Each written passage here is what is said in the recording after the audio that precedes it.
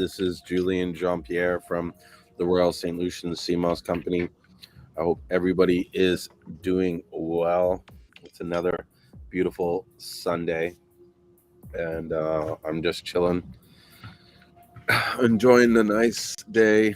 It doesn't get dark here till like about 9 o'clock or so, but I got my little light thing for when that happens.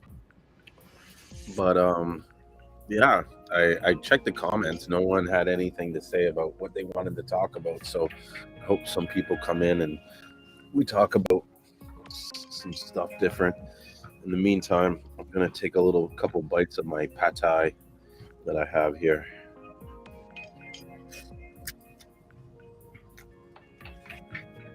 Because the Seamoss life is so busy, I barely have time to do everything that I want to do. So sometimes I have to double up things. Try to eat and do a live stream at the same time. But one of the things I did do today though was let me see if I can pull them up. I pulled up some videos that I was looking at for the Seamoss. It's weird. I don't see them here. But I wanted to go through some of these videos and show them. Don't mind me, that's my dog going crazy. He does that at this time of the hour, especially because no one's taken him out for a walk yet. And, Mason, what are you doing? Getting in trouble. But yeah, I wanted to show some of the videos of the commercial farming of Seamoss, or like how you see the Seamoss coming out from these commercial industries, because it gives a really good understanding and perspective of like what a lot of people think is fake Seamoss, which it's not really fake Seamoss. It's just this commercially grown Seamoss, and it's still real Seamoss. You know what I mean?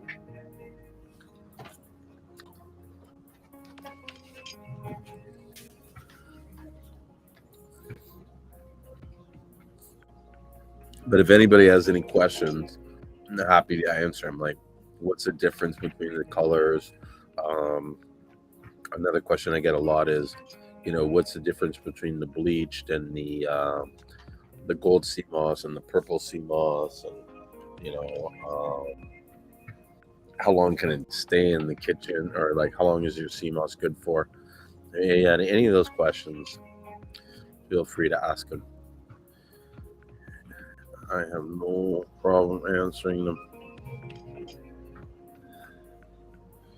And you know what? I'm gonna check and make sure. So one thing I noticed, and I gotta go send this to the to the company. Look at that, it's not even showing an event.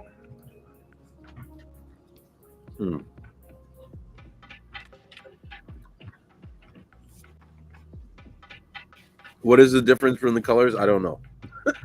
No, I'm kidding. Give me 1 second. I'm going to answer because I'm just looking and it feels like one of my accounts that I'm trying to stream on is not showing. So I'm going to end this live stream and restart it real quickly. And because I know there's always a glitch on this. So I'll be right back. So yeah, to get into it, the difference of the colors, right? So you have gold is the main standard, and then you have purple, and then there's also green, and then they have on the market they have what's called the mixed colored. There's also a pink, and that's pretty much it. There's also actually there's a blue. It's like a really deep green that's almost like a blue. Now, the gold is all the combinations of all the different colors of the Seamoss, and it goes through a process which they strip all the pigments out of it. They do a sun bleaching, and I think this process is really done to kill a lot of the bacteria and any sort of like pathogens or whatever that kind of came out of the ocean from the sea moss, to also balance the sea moss in terms of like taste and flavor and look. When you get into the unbleached sea moss and stuff, you tend to get a lot of different variations when it comes into the color. And so the question is the color stronger? Yes, in theory it's stronger, although not too many people have done tests to sort of prove it or back it up, right? But in technically, because of the process that you're doing, the sun has to, you know, take a lot of, or not a lot, but some of the nutrients out. And so one has to expect that there is going to be properties found in the purple and green sea moss that is not found in the gold. For instance, in the green sea moss, the color green adds a lot of chlorophyll to it. And I know this from taking the green sea moss. I find it really, you have like, it's like a soup, not a super laxative, but a definite like a cleanser, and you'll have like a body move. You'll it's like, I call it a washout. So you just like everything will just kind of eliminate from your body, and it's good. It's good to have the green. You know what I mean? I think it's good to try all the colors. You know, to say one's better than the other, I don't know. You know what I mean? I think they're all pretty good, and so one shouldn't. You should almost if you're really serious about CMOS, you should have like a sample or a little bit of everything, because depending on how you feel and what you're going through in your diet, you might want to change it up and even mix it up for a bit. Have some purple in the morning and some gold in the afternoon. I don't know. You know, point is, it's not like one is better and everything's bad. Even with the different varieties, like species, I think it's good to have some sea moss from the Caribbean and then also sea moss from Ireland. You know, and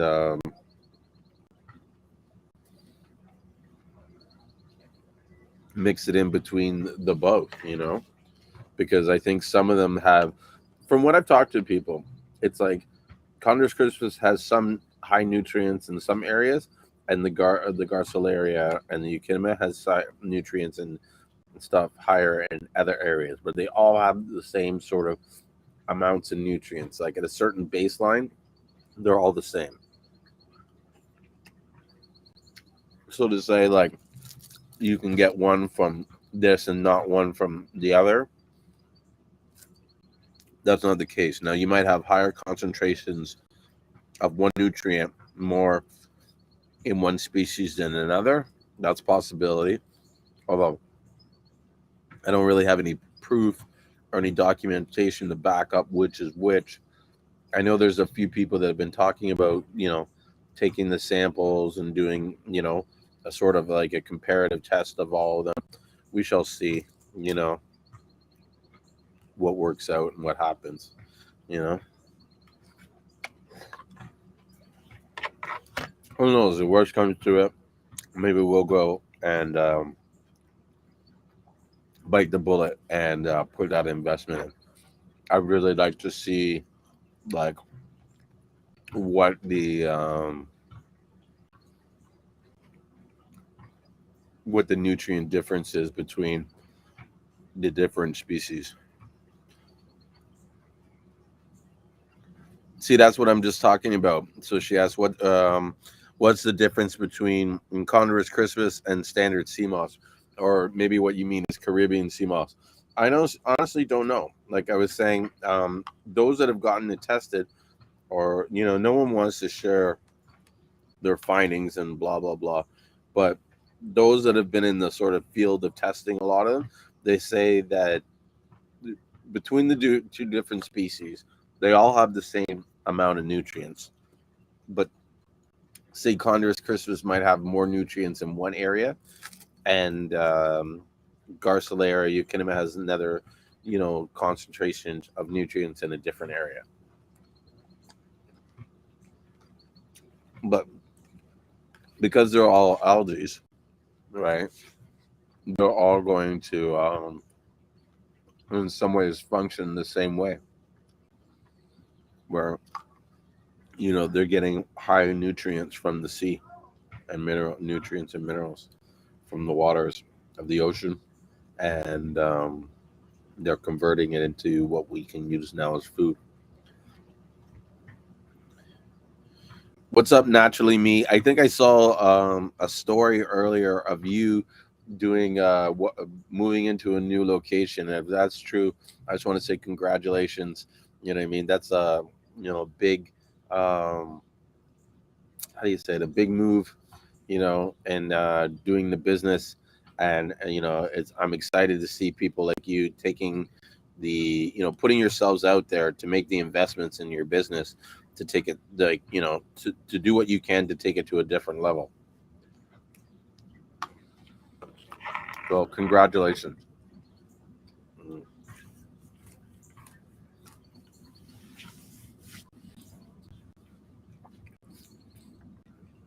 So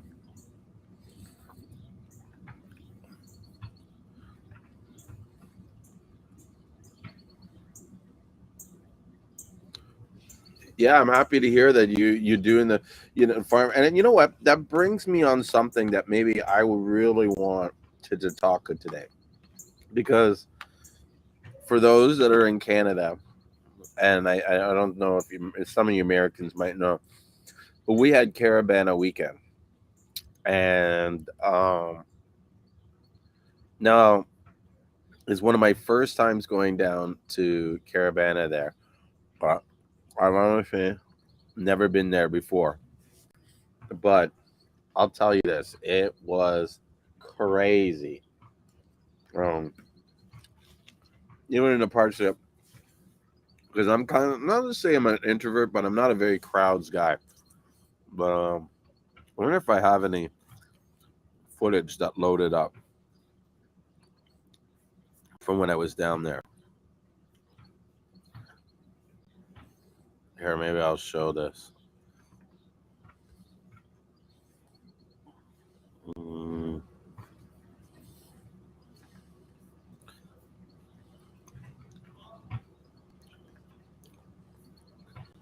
go to the tab there.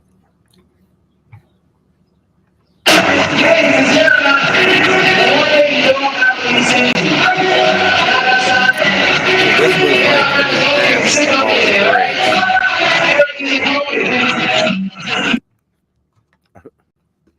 There was let me see if I have one. I'm going to show when we were walking. Most of it's on my GoPro.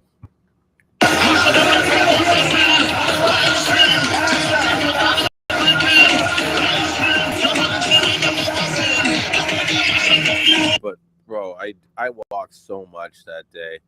I did like easily something like 8 kilometers down there walking around. Oh, that reminds me. I want to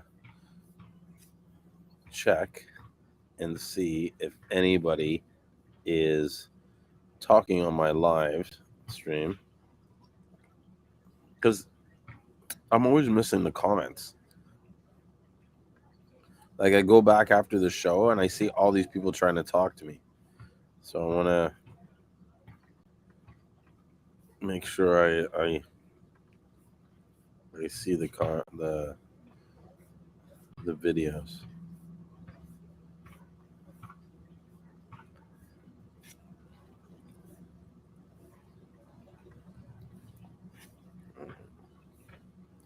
We'll see what happens. I think that should work. But yeah, so getting back to what I was saying, like, this thing was huge. This was like bigger than what I actually thought, because like even all around the place, not just the event itself, but there's just tons of people everywhere. Like, even leaving there, all downtown and stuff. And I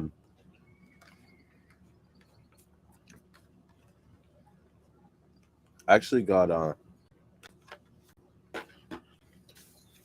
yeah. So there's so many people there, and I was actually shocked, like shocked, really, that there was no one like pushing Seamoss or Seamoss drinks or anything. Like, I don't know. The part of me is like, I don't think I'm gonna do it, but part of me is like, I should go back and like invest in a bunch of coolers and just like, cause like honestly, if you put some money into it, you could have killed it that day. If you had guys every sort of like 1,000 meters, maybe even if you had 20 guys, 20 coolers, each cooler had maybe 100 juices in there, you'd sell out at $10 a juice for sure. You know what I mean? 3 for 20 or something like that. Done. You know what I mean? And have maybe 4 different flavors. You know? And you could even do one that was like spiked or something like that, like a hot shot. You know? Oh, people, because people are even selling like beers right on off the street and shit like that in coolers. They had all these beers in coolers. I'm just like, Seamoss would have killed it. You know what I mean? And so this goes to what I've said before in a few other videos. Is like, if you really want to like, get your name out there and a word out, one of the best ways to do it is to find like an event where there's a lot of people there and go and sell your drinks. You know what I mean? Even if you don't sell a lot of your drinks, and I wouldn't even sell them cheap, just so they buy them. Don't look to make a lot of money because it's more of like an advertising play. You know what I mean? People will see you and they'll like your drinks, and then you can tell them like, this is the price, but we're doing a pop up. This is a pop up special. You know, maybe they'll like it enough that they're willing to pay $5 more for the drink or whatever your actual price is. You know, but I think if you can sell enough of the drinks, you know, you can make enough profit to justify, the reason for doing it.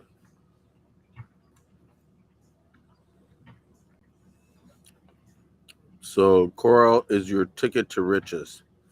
I'm not sure what that means, but you know, coral is good.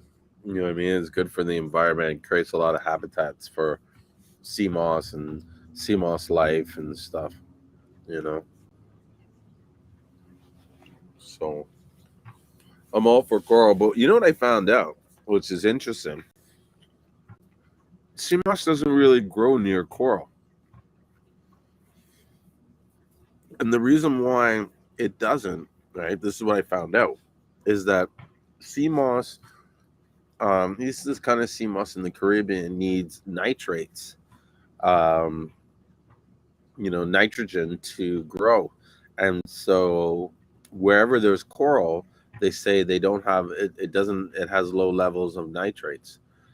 And so that's why um, when they're looking for sites to cultivate sea moss, they say that you should be looking for sites that are have a lot of grassy area and stuff like that, but not any corals and stuff. Rocks are okay, but you also want these patches where the grass isn't growing. And then I forget, there's some name in St. Lucia that they call it. The guy, a farmer, told me, but they were like, this is the spot. Like, if you can find a spot where there's no grass, because where there's no seagrass, they're not competing for the nutrients that are in the water, and that's where the sea moss, gets its food from, is from the dissolved nutrients in the water. It's actually from the runoff from the hills, from the ground, from the land. And so that's partly because why St. Lucia's waters are so mineral rich, is because our soil and our land is super fertile. I mean, there's other countries that are like this too, right? But St. Lucia is known for, its active volcano, its mineral springs, all this stuff is releasing nutrients through the water through the groundwater and all those aquifers, and it's eventually pouring out into the ocean. And the sea moss is sucking it up, and it's using a lot of that for its food to grow. Um, you know, I don't know. I don't want to start an argument, but I know this, that I've spent thousands of hours, at least 1,000 hours, over the last 2 years researching and trying to understand how sea moss functions, how its life cycle is, how it feeds, how it grows. You know what I mean? Like what nutrients it needs to process and stuff. And um, all the evidence that I have researched and read have pointed me to know that the sea moss is a microcellular algae. There's two different types of algae. There's micro and sorry, it's a macrocellular algae. It's a multicellular algae at a macro state. So there's macro and micro algae. Algae that's micro is like on the microscopic level, but macro is the stuff that grows. And CMOS is multicellular because it grows within itself. You can take a piece of CMOS, break it off, and it will start growing on its own. At least the CMOS that I'm specifically referring to is either Eucydema or like Garcilaria. You don't need a rock or any sort of like hold fast to anchor the sea moss in order for it to grow. This stuff grows everywhere, all throughout the ocean. It just floats like tumbleweed, and so um, whether it's on a rock or not, it's going to survive. It's going to live, and so I've not found any evidence or any information that can point to me as to how it's possible for the nutrient for the algae to convert the rock, the minerals, or whatever is contained in the rock, to convert that into something that is bioavailable for the sea moss so that it can absorb it and use it as a function to grow. Okay, this sea moss, and you can research this and Google it. Whatever, you could look beyond what the first page says, get into the like science sites that have sort of a reputation, like university sites and stuff, and you will see when they're doing these studies that as an algae, this stuff, it the only reason for it to be attached to the rock is to add as a holdfast and as an anchor. And so beyond that, it has no sort of ability. It has no roots.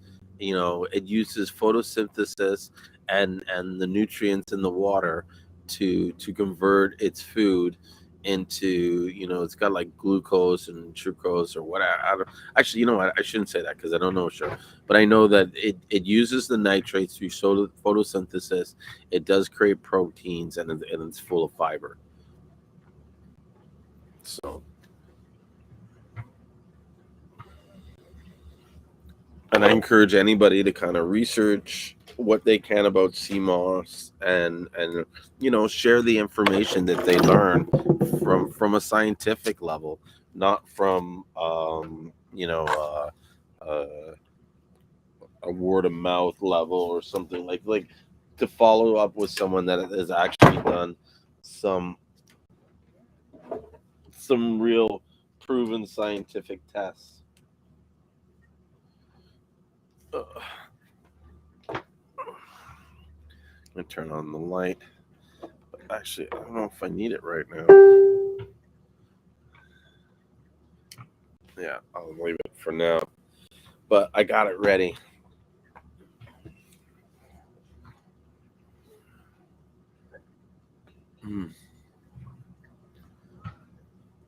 So, yeah, I mean, that's where I am at. And I really should like prepare some of the books that I've read or some of the links.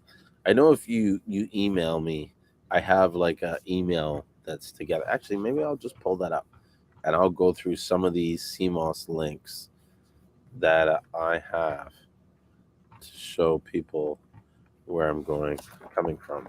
CMOS links.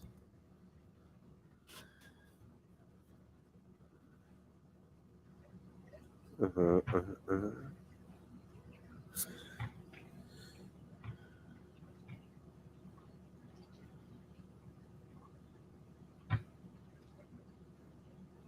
Sorry, there's so much emails.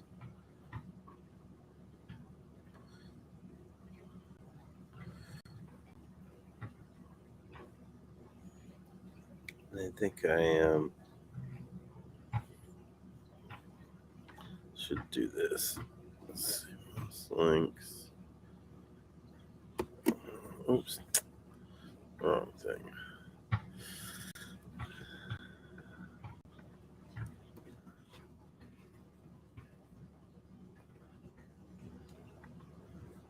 There we go.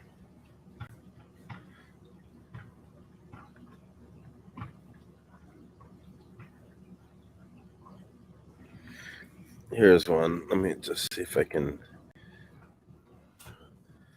put the screen up. And let me do this.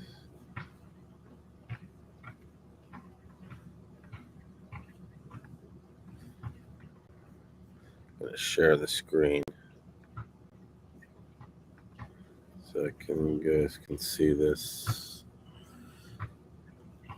Do the tab. So this is marine algae. So this website here is the Marine Education Society of Australasia. Right?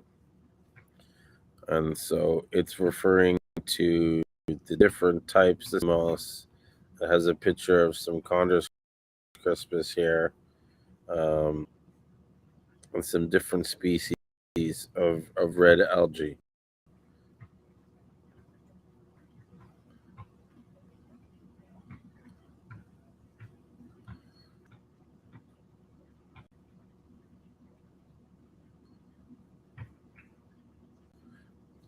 Different types of algae.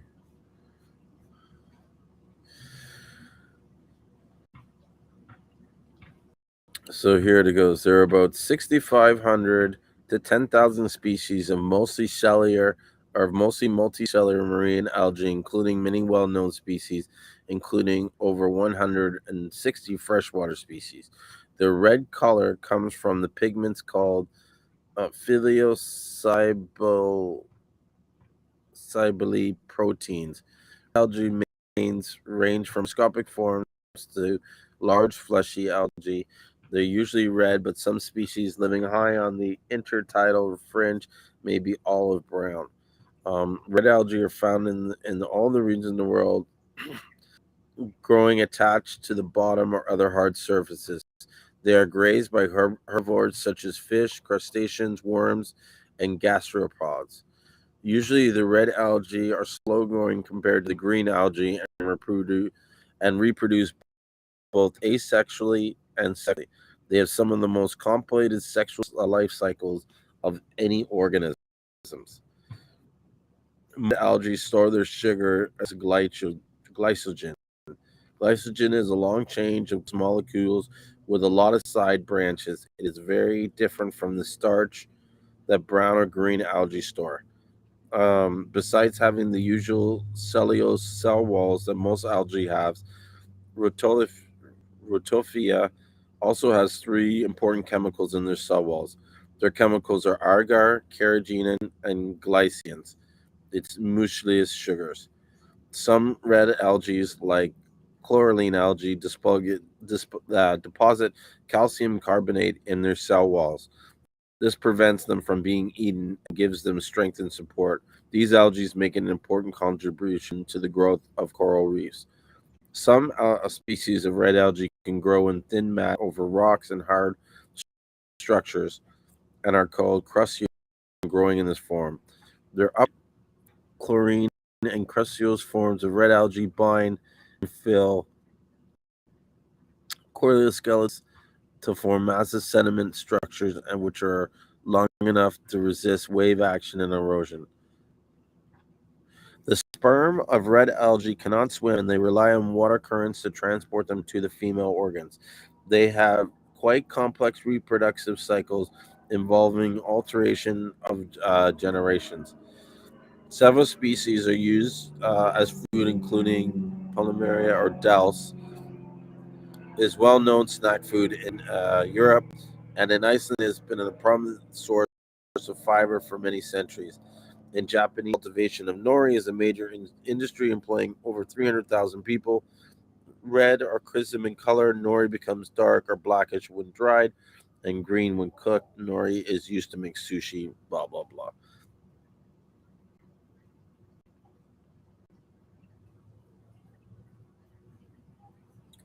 So that's something about red algae. And then let's go to where's that page?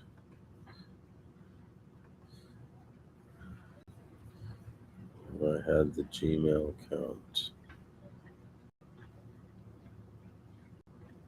Uh,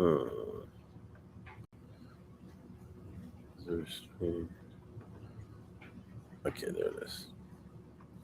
I'll just add that there.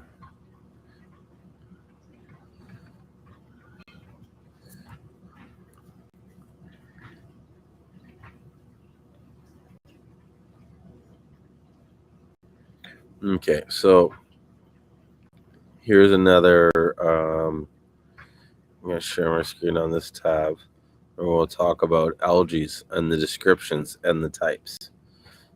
I'll just, oops, don't want to share that settings. Let's make that a little larger, if you guys can read that. Okay, so the word algae represents a large group of different organisms from different phytogenic groups, representing many taxonomic divisions. In general, algae can be referred to as plant-like organisms that are usually photosynthetic and aquatic, but do not have true roots, stems, leaf, vascular tissues, and simple reproductive structures. They are distributed worldwide in the sea, in fresh water, and in most situations on land. Most are microscopic, but some are quite large. Submarine seaweeds can exceed 50 meters in length. The algae has chlorophyll and can manufacture their own food through the process of photosynthesis. They are recently they are classified in the kingdom as protists, which comprise a variety of unicellular and some multinuclear and multicellular eukaryotic organisms that have cells with membrane-bound nucleus. Almost all the algae are eukaryotes. I don't know, you don't know how to pronounce that, and conduct photosynthesis with membrane-bound structures called chloroplasts, which contain DNA. The exact nature of the chloroplasts is different among the different lines of algae. Cyanobacteria are organisms traditionally included along the algae have prokaryotic cell structure typical of bacteria and conduct photosynthesis directly within the cytoplasm rather than in special organelles. I don't know. The main type of algae are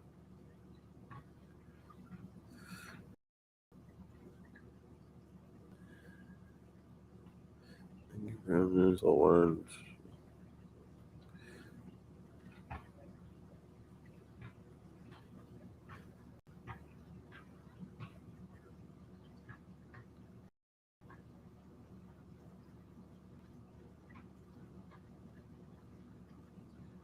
There's so much to read. I don't even know if I can read all this.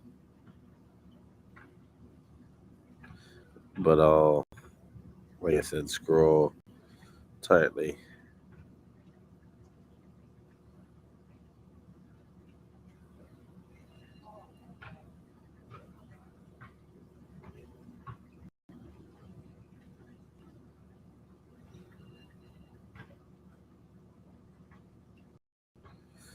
There's something radio video.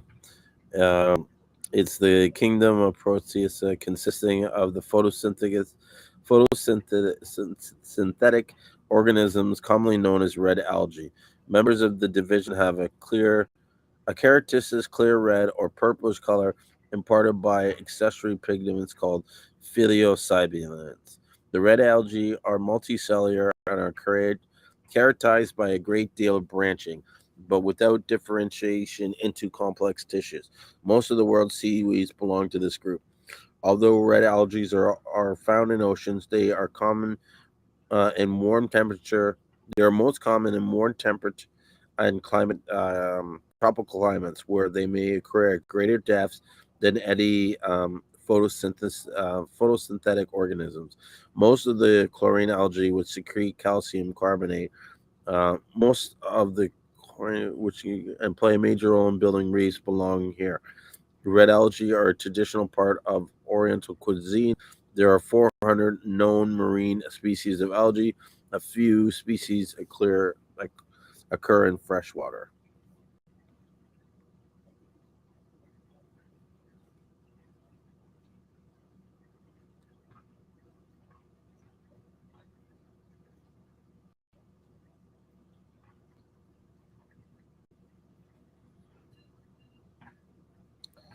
Okay, please share the link of the article. You know what? How about this? What you do is DM me, and well, it turned dark quick.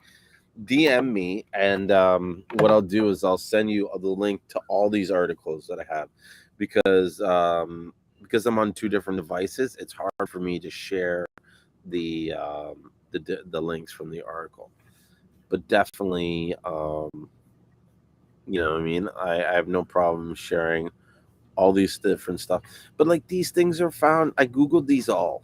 You know what I mean? Like I guarantee you, if you go down the rabbit hole, you spend like an hour, you know, kind of Googling sea moss and seaweeds, you know what I mean?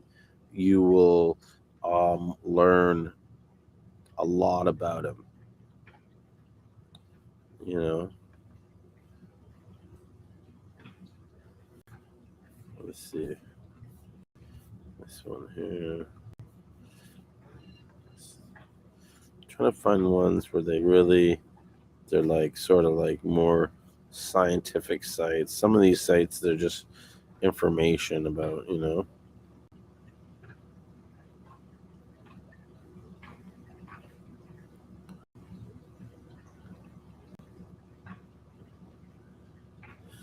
Here's something interesting. I don't know if you can see that on there. I'm gonna switch the screen sharing. Give me 1 second here.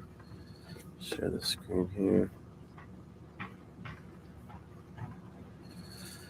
So here's an object. It goes seaweed nutrient physiologically applicants of concept to apiculture and bioremediation. So it's an inorganic carbon, nitrogen, and phosphorus, the main ingredients required by seaweeds for photosynthesis and growth. This review focuses mainly on nitrogen, but the roles of carbon and phosphorus, which may interactively affect seaweed's psychological process, are also explored. Fundamental concepts such as limiting nitrogen sources, ratios, mechanisms of nutrients uptake, nutrient assimilation and storage, pattern of uptake, and preferences for different nitrogen sources are discussed. The roles of abiotic water motion, light, temperature, saltinity, and desalination, and biotic life stages and age class factors and nutrient nitrogen, phosphorus, carbon uptake are also reviewed. Understanding species-specific nitrogen philosophies and nitrogen source preferences will enable polyculture of different seaweed species and the use of seaweeds as biofilters and integrated multi uh, multi-terophic aquaculture systems. So to put this in a layman's term, this document here that I'm sort of referring to, they're talking about how you can use seaweeds as a way as to become like a biofilter and the uses of apiculture. I've done a lot of studies on apiculture, which is basically or apiculture, Apiculture. It's basically using marine life to create nutrients in the water that you use for hydroponic systems. Basically it's a hydroponic system, but instead of adding chemical nutrients, you use fish waste that is bioconverted from, I think, ammonia into nitrogen and phosphorus. So Seamoss is like a plant in the fact that, I mean, it does need these certain nutrients, phosphorus, nitrogen, carbon and stuff like that. But where it's getting the stuff from is not from the soil. You know what I mean? It's the soil is the water. That's like it needs the water to function. You know. Let me see if I can goes in here.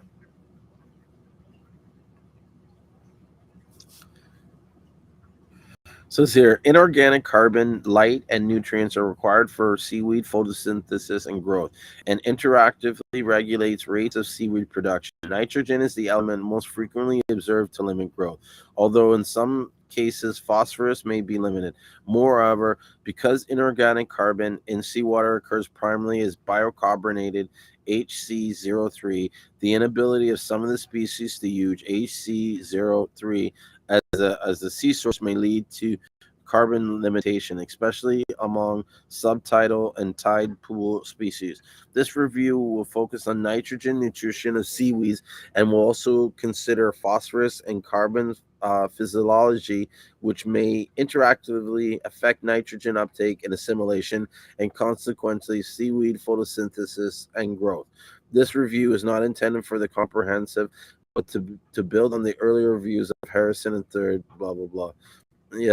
Here we outline fundamental concepts of natural nutrient sources to seaweeds, the mechanisms by which seaweeds uptake and assimilate nutrients, and the ability of kinetic curves in understanding mechanisms and rates of nutrient uptake.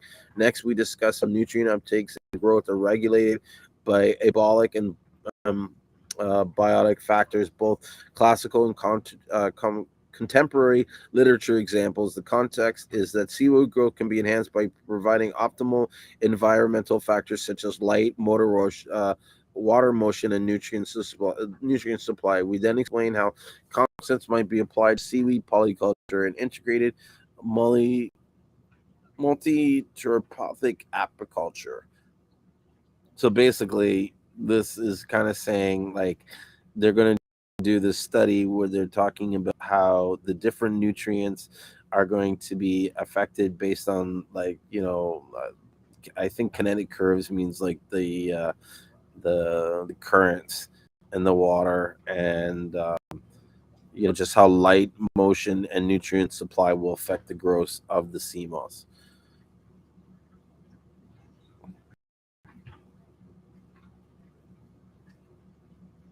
So, systematic environmental factors regulating uptake nutrient by seaweeds, inorganic carbon, phosphorus, and nitrogen sources available in seawater for seaweeds, including the organic form of nitrogen, urea, aluminum, or aluminum, which is naturally available in seawater at relatively low concentrations, but levels can be enhanced via excretion from marine animals, including in IMTA situations, salmon. For seaweeds to uptake nutrients, they first must cross the diffusion boundary layer with the cell wall. Within the DLB products release photosynthesis, respiration, and nutrient uptakes may accumulate. Example O2H and O8. Once they have crossed the cell wall, nutrients are taken into the cell via active transports and facilitated and or facilitate transports and or positive diffusion through the cell membrane. Within the cell, nutrients may be stored in various pools or are assimilated. The example given is nitrate uptake and assimilation. Nitrate may be stored in an organic pool or in an organic pool or converted to ammonium via the enzymes via NR and nitrate reduce. Unlike nitrate, ammonium storage is limited in seaweeds and is rapidly converted to amino acids via the glutamate synthesis and the glutamate synthesis, GS and GOAT.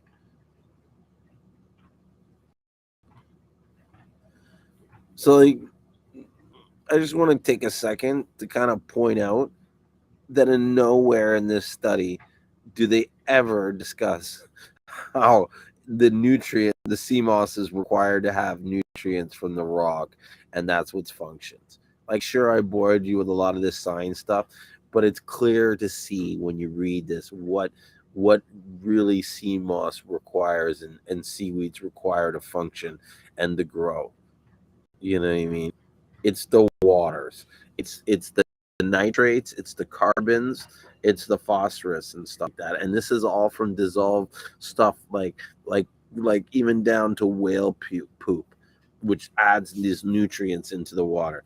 But a lot of it, from what I was told from someone in the government, is it's coming from land. When the water washes off in the rainy season and stuff, it filters through the land and picks up nutrients, and then it dissolves. That stuff dissolves into the water, and then it reaches out. It's the same reason why like spring water is good for you. It's, what I mean, the sea moss is basically getting a high dose of like spring water coming from these mountains and stuff. You know what I mean? And it absorbs through the cell wall. So, you know what? I'm gonna have to put the. So the question is, Peacekeeping, the retreat will still be in October? No. I've had a few little changes in the business in the last like week or two, and so I'm just gonna need a little bit more time to really confirm it. But I know that it is gonna happen. It's just not 100% sure if it's gonna happen this year or it's gonna happen next year. We've done some recent expansion in our business, and it's possible that I might not be able to even come down to St. Lucia. You know what? But even if I'm not there, I'm sure we can organize something and have some kind of retreat. Especially if you want to come there and you're serious about it, reach out to me, and we can make something happen. You know what I mean? But for me to come down there, I don't think I'm going to be able to come down there till closer to like November, December, realistically. You know what I mean? Especially at this point. So I'm sorry to have talked about that earlier, and then I have to kind of backtrack on it.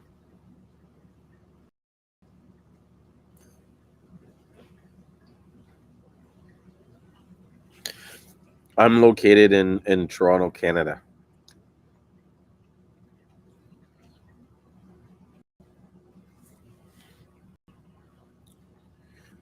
So I'm just quickly browsing over this, and it's talking about how nitrogen is the main thing that limits and affects the CMOS growth.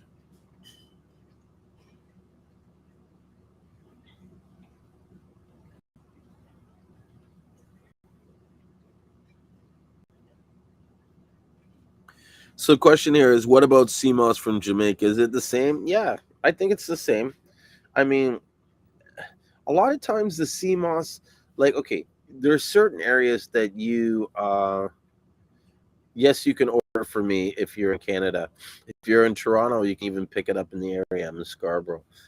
But the sea moss from Jamaica, everywhere, it's not so much important about the country that you get it in, but how they treat it and where they harvest it from what particular waters, like what region or whatever. Because some areas are cleaner, the waters are cleaner than others, and then ultimately it's not even just the water's being clean, it's the person that's handling it. You know what I mean? Oh, where am I? In Scarborough? So you have to call me to kind of meet me, but my warehouse is in Birchmount and Danforth Road, and I'm actually going to be opening up a location soon in Richmond Hill. So I mean, you're probably not in Richmond Hill, but if anybody that's listening happens to be in Richmond Hill, I'm going to have an area there where you'll be able to pick up, you'll be able to place your order for CMOS and pick it up from there. Yeah.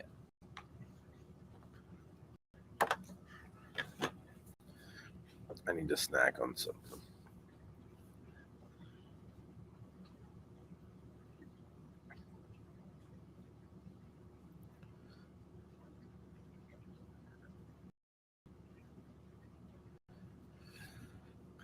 So, seawater nutrients have different seasonal cycles depending on geographic location, and it is important to have baseline data to understand when a particular nutrient might be limiting for sea growth. In many temperate regions, seawater N02 concentrations in surface waters have a strong seasonal cycle due to seasonal thermal cycles. In winter, N02 concentrations are maximal, ranging from 5 to 20 UMs, I think that's units per million, depending on geographic location, with increased light in spring, temperature raises, and the thermocline formed separating the surface layer, separating the surface mixed layer from the cooler N02 rich waters below. Biological activity, mostly phytoplankton, remove N02 from the surface waters, which become um, N02 deplete. However, in other systems, night supply is driven by seasonal upswell events. For example, the California current follows the seasonal pattern similar to N03 negative, but concentrations rarely reach zero, and that is below the detection limit. In summer, recycled production predominates with seaweeds using NH4 plus secreted by zooplankton, invertebrates, and fish in tropical waters. Concentrations of seawater N03 negative are comparatively low year round, and the systems are based largely on regenerative NH4 plus. The tropical systems tend to be dominated by symbiotic corals, and seaweed biomass is naturally low due to higher levels of invertebrate. However, under your tropic conditions, seaweed biomass can increase at the expense of corals. At the expense of corals.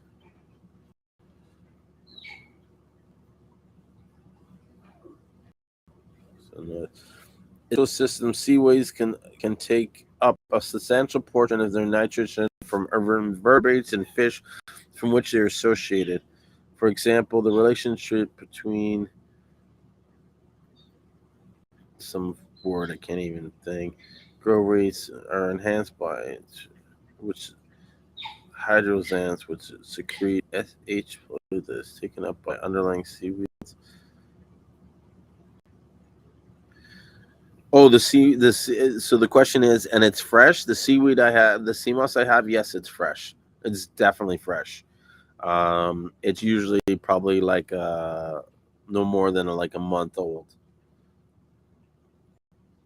I get my sea moss shipment every month or every other month.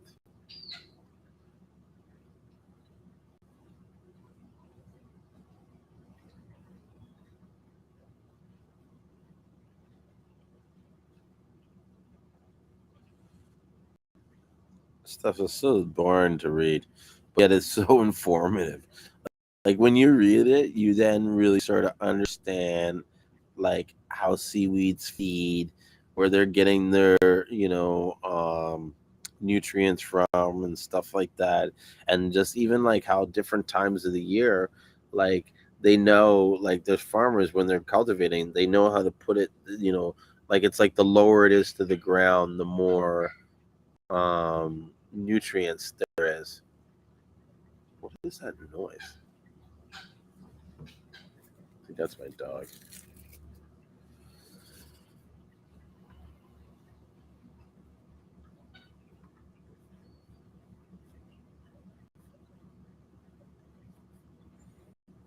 Let me see if I am getting any questions from the other groups that I have.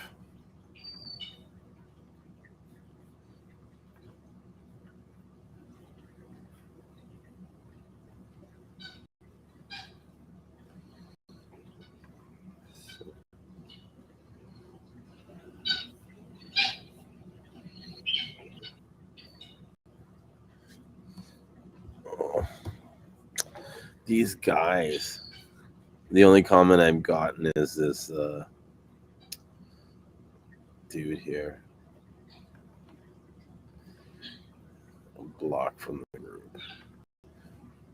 These guys, they spam him with their HIV, whatnot.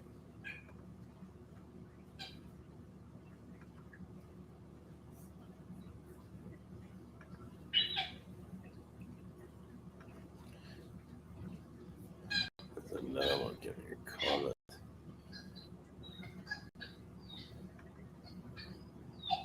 Gonna ban these guys.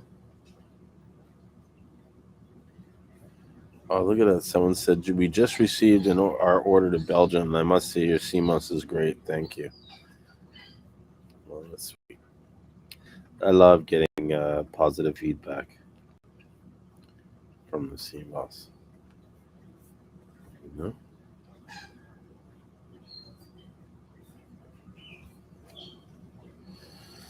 So, just clear up the links. So no one's commenting, which is not a good thing, but not a bad thing.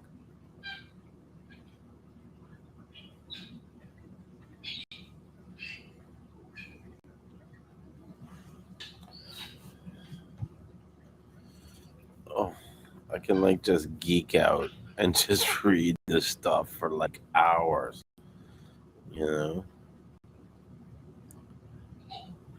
But like, and I mean, I can share it, like, how do I say this?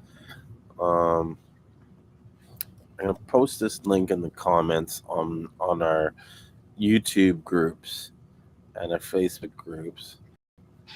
But like, if you want to message me, you reached out to me to purchase 15 pounds. Are you serious? And no response. Where did you send the message to? That's odd that I wouldn't respond.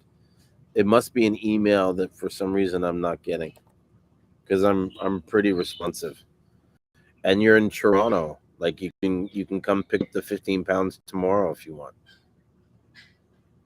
You know what? Let me check my DMs, because you know what happens sometimes in these. Actually, I'll do it on a different channel. Sometimes what happens is, and my apologies for not getting back to you. Sometimes I don't see the DMs because they're in a, like a, what do they call it? Like a request. You know what I mean? Yeah, here it is. You did it 7 hours ago.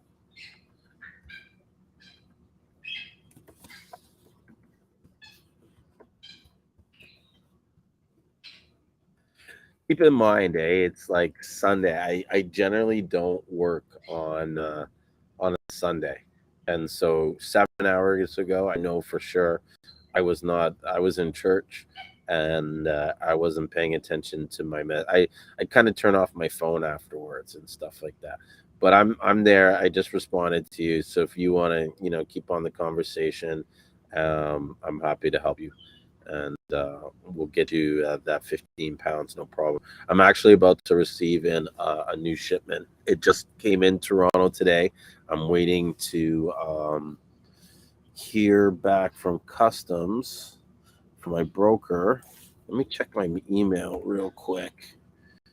And for that, let me make sure I'm not like sharing my email account with that. So yeah, but I'm getting a new shipment in, and I will. I think they just got an email. Uh, yeah, so they're running the card. Let's see.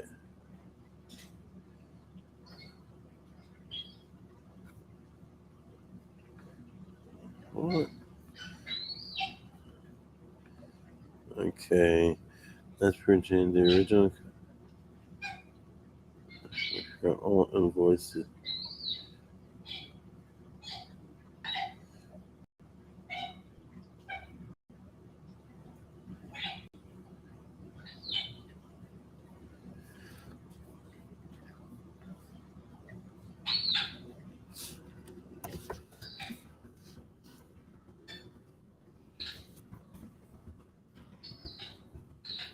Written. The invoice shows the address of the company. Uh,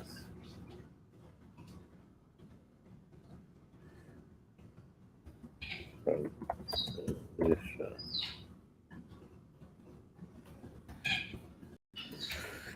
Sometimes these custom guys, dealing with them is, it's work. What can I say? Um,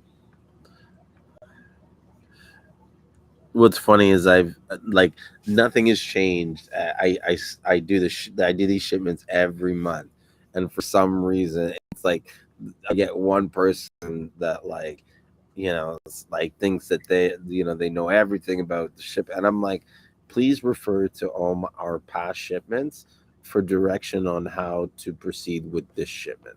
Like it's pretty self-explanatory. You know what I mean? Like, um, you should know what to do. Like, I don't know. Like, we didn't have to do it before. Why all of a sudden now? You know what I mean?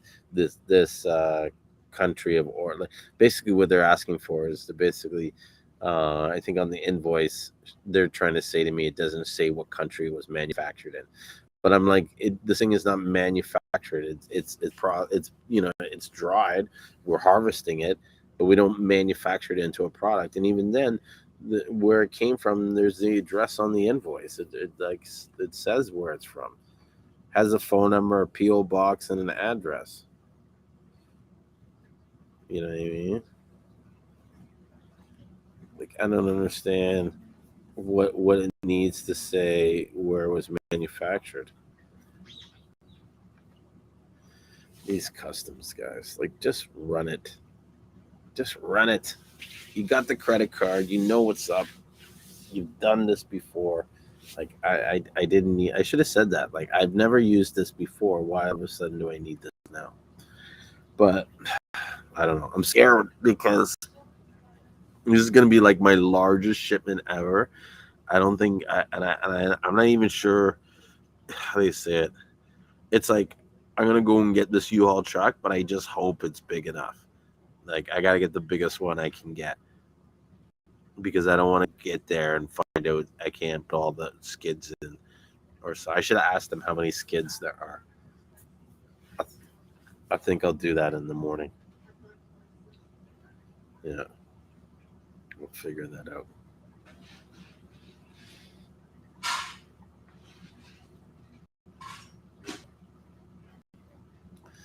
I will figure that out in good timing. But yeah, I think that for a lot of people in Toronto, if you were in the Seamoss business, like Carabana was a missed opportunity if you weren't out there slanging your stuff. Because even I met this girl who she was making, and I should have brought her product. Wanted to talk about it on the show. Really nice person, but she was making these hair care products and oils, and she was just walking up and down Caravana with a bag full of samples, looking at people and saying, "Oh, okay, this is good for your skin and this and that. Check it out." And she was giving out free stuff. Now imagine you were out walking around giving out free samples of Seamoss and be like, here, take a Seamoss shot. Boom. You know what I mean? You get some energy, put some like turmeric and ginger in it or something like that. Or I don't know, cucumbers and coconut water or something like that. I think that's one of the things I'm going to do if I make a CMOS drink is I'm going to be like, yeah, it's like I'm going to make it with fresh coconut water. Get them to cut the coconuts and pour the water and use that as the basis for the drink, and maybe even sugarcane water, like really kind of like you know do it like a proper juice, something that's going to hydrate you and give you energy. Like, oh my god, when I was up in the heights in St. Lucia, and like, this my buddy Chin gave us like went in like this guy's like in his 60s, climbs a tree with his bare hands and throws down a bunch of coconuts, and we just chop up coconuts and ate like maybe six of them, and then the jelly is just like it's just like eating life, like literal life. It was awesome. You know what I mean? I can't wait to go there. So yeah, reach back out to me in the DMs and we'll sort something out for you to get some Seamoss in the T dot.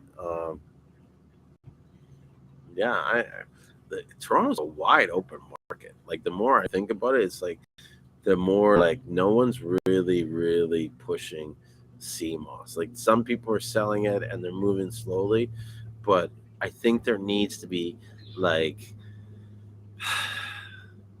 the biggest reason why people are not eating enough Seamoss or consuming enough Seamoss in Toronto or Canada is because they're not aware.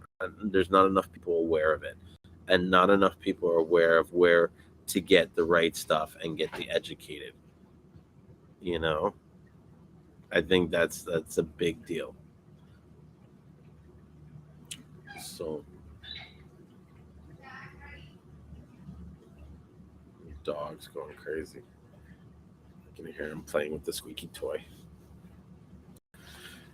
And give me 1 second. I'm gonna get some snacks.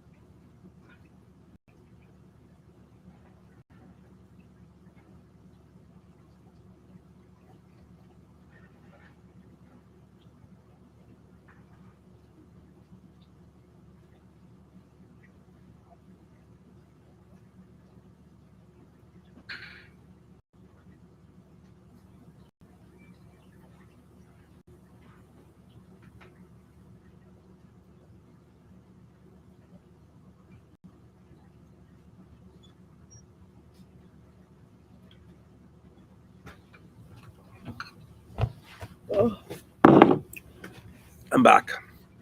See, that didn't take long. Got some chips. Not good for me, but whatever. So, um, let's get back to some of these links that I have.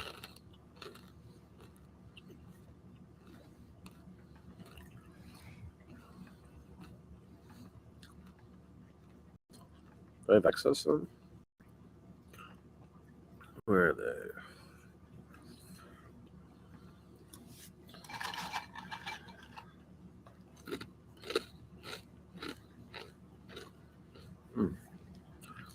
Thought I just had them here.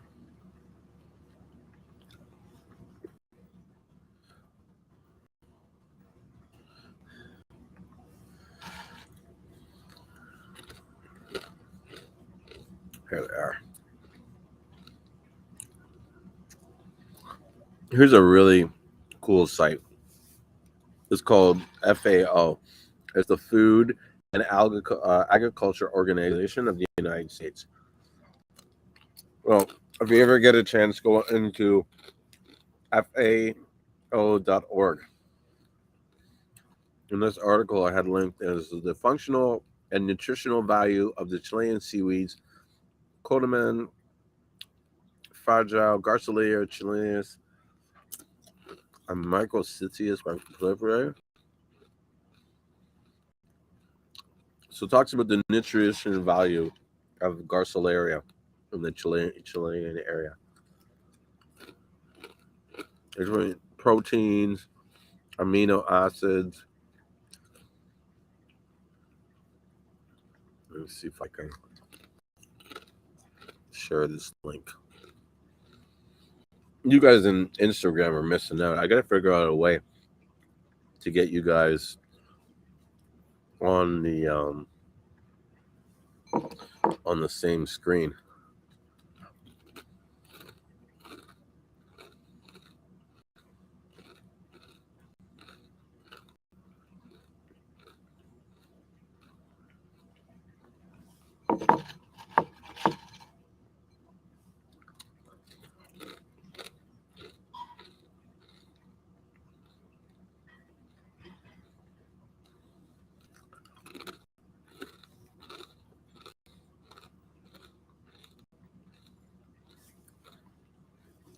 Well,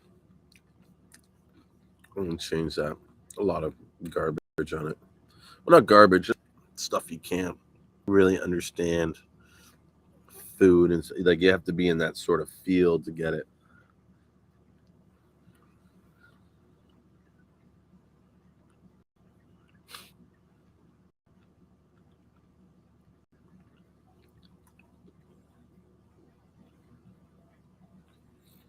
Here's something interesting.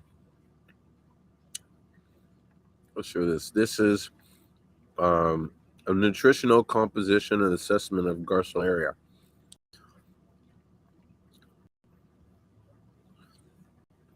Sure, we have that right one.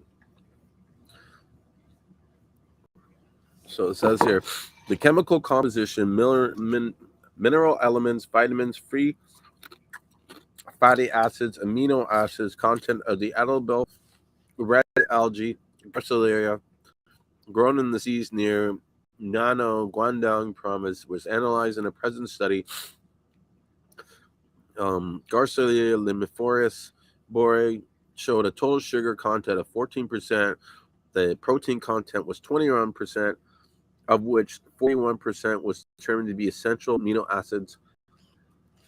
The major amino acid compounds were glutamic acid, leucine, arginine, and I don't know, adenine. Of the EAA estate, methicillin, choosing appeared to be the most limiting amino acids compared with the DAA pattern provided by Food and Agriculture Organization in the United States. The total lipid content was 0.87 and comprised of a high composition of unsaturated fatty acids, 61% many linoleic acid and oleic acids, and a little amount of polyunsaturated fatty acid. Polylimitic acid was the main component, 39% of saturated acids. Relatively high levels of vitamin C, iodine, phosphorus, and zinc were also present. The nutrient composition between um, the Garcellaria and the notastic Lycoformia real algae that is widely eaten by the Chinese society was compared. The results suggest that the N-nafang can be substituted for by Garcellarius not only because of their similar shape, but also because their approximately nutritional composition. Garcellaria may possibly serve as a potential healthy food in human diets in the future.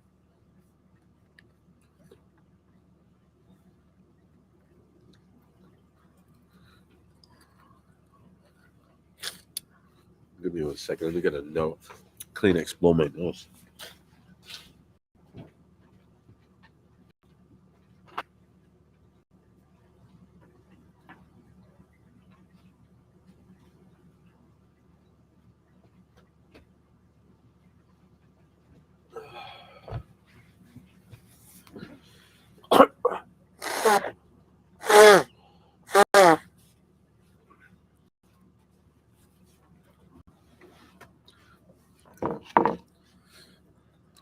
What do you want, Mason? You want something? You want to chill? You want to hang out? Come. You're not getting any food from me. So think about that again.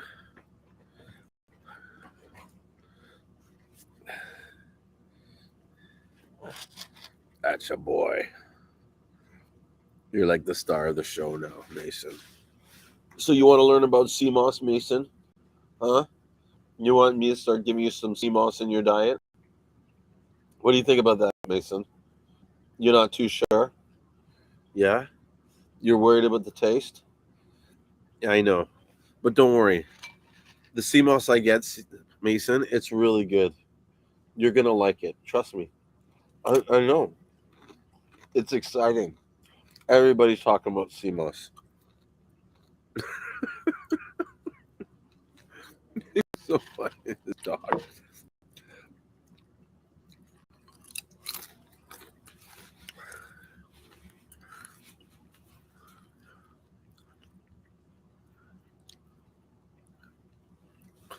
is what a first come first serve basis. I'm not sure what you mean.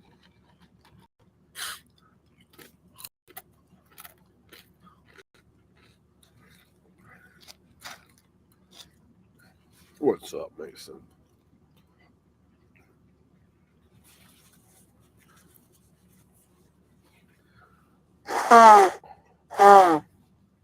Allergies feel like they're kicking in. Can you believe I'm allergic to? Well, I mean, obviously it's a first come first serve, right? Whoever gets their order in first, um, should get the Seamoss. But I don't want you to make it seem like first come first serve, and then all the Seamoss is out. I have a lot of Seamoss. Um,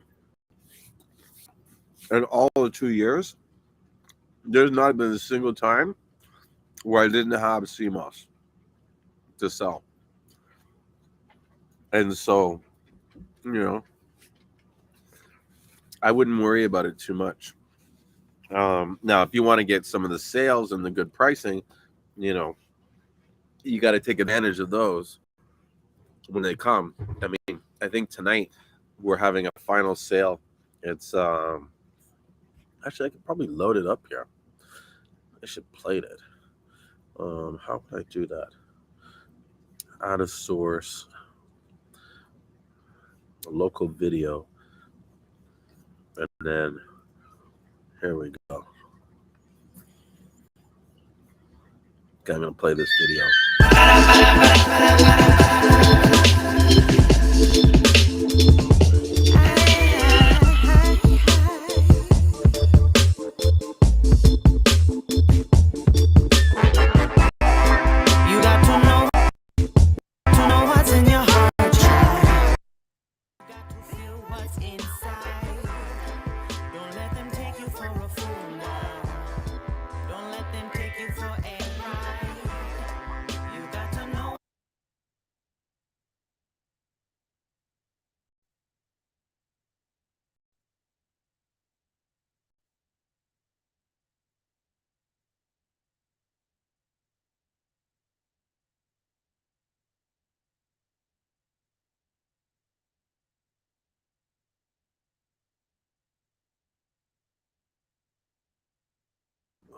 Yeah.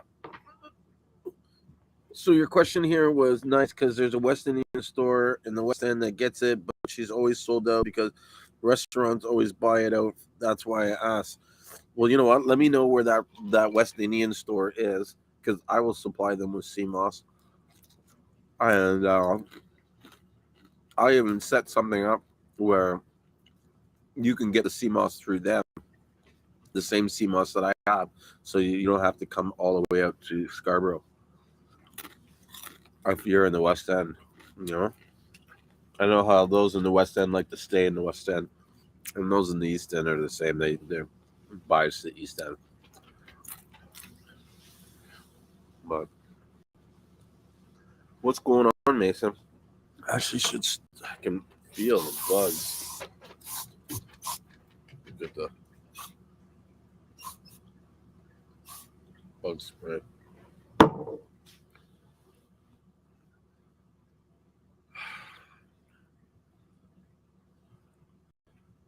Oh, you're up north. Are you not far from Richmond Hill? What area are you in the GTA?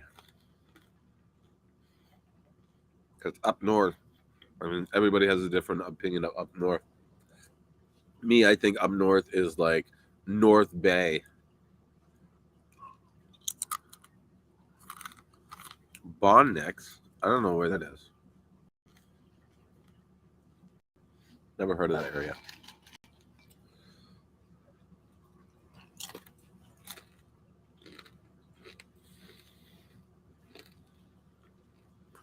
So, yeah, I have a special going on. If you want some gold sea moss, you know what I mean? It ends tonight at midnight, and you'll be getting some of the fresh sea moss that's coming in. Um, oh, that's the store. Let me Google it.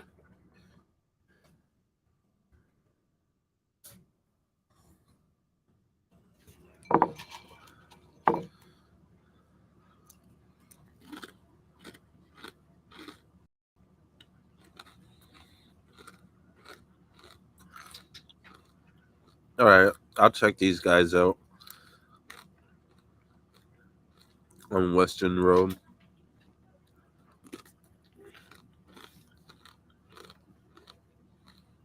Yeah, Jamaican.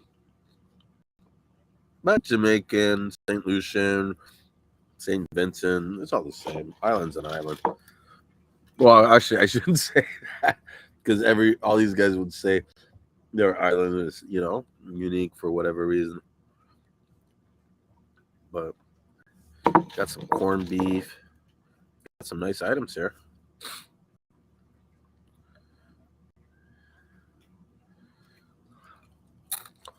Oh, it's a celebrity place.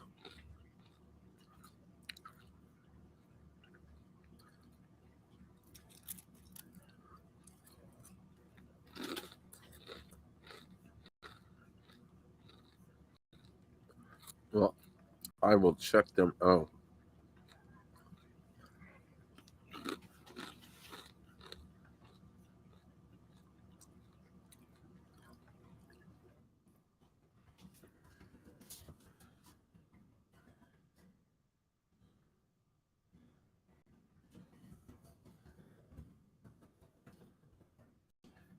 Yeah, I should hit them up definitely. If they're getting like a lot of restaurateurs coming to get their items from there and stuff like that, um, they can they can use my services. Yeah, I was just checking them out on Instagram. It looks like a nice little shop,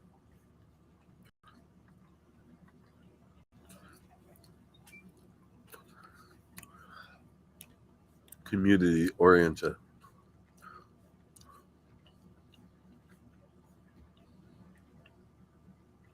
Got some nice fish.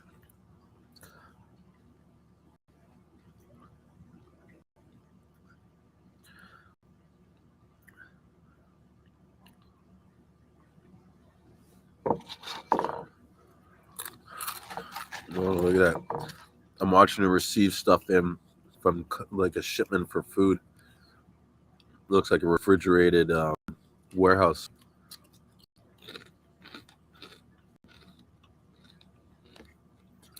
No, I'm gonna check her out on Instagram.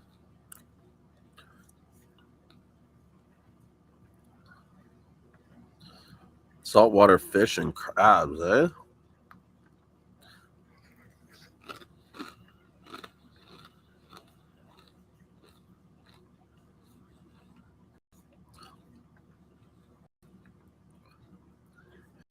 Is this the same girl that does the TikTok um, videos where she's going to the restaurant? Because I remember them saying that she owns like her own grocery store or something like that, or her own restaurant. That's where she gets a lot of this stuff that she does.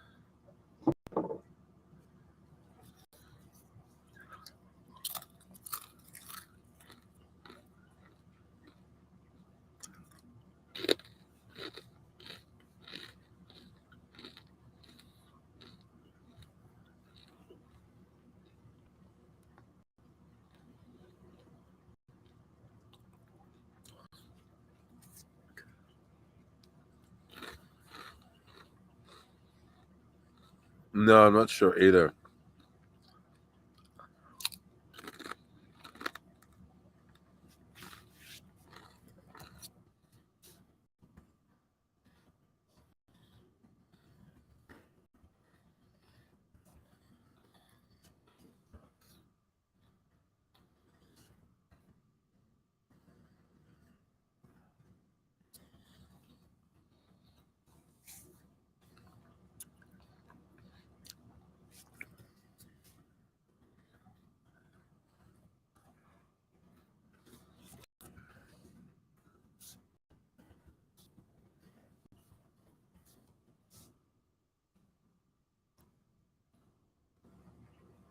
So, what celebrities go to her place? Just out of curiosity.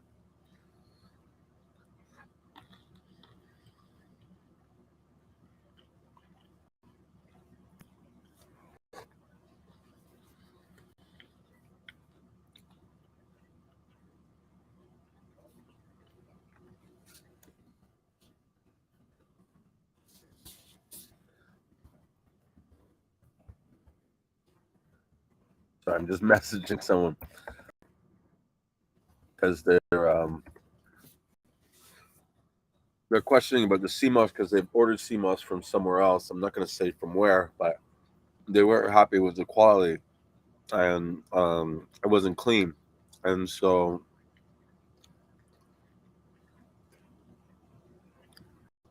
I don't know who Aunt Donna is, but I'm sure she's a big celebrity. It seems like a clean place, and like in the West End, like that's sort of like the go-to for Caribbean stuff. No, yeah. So they're saying like they weren't happy with the Seamoss. It was dirty, and it took a long time to clean. And so I was telling him, yeah, our Seamoss is clean and it's in good condition. But on top of that, if you don't like the Seamoss, send it back. You know what I mean? Not every Seamoss is for everybody. Some people like this, some people like that. Um, I know my Seamoss isn't bad, but if it's not what you want, as long as you're willing to pay to send it back, I'll take it back and give you a credit. You know what I mean? I'm not here to hang on and force people to buy my Seamoss if they're not happy with it. You know, to each his own. You know, so you've heard it from the horse's mouth. If they're not happy, let me know. You send it back, I'll take it back. No problem.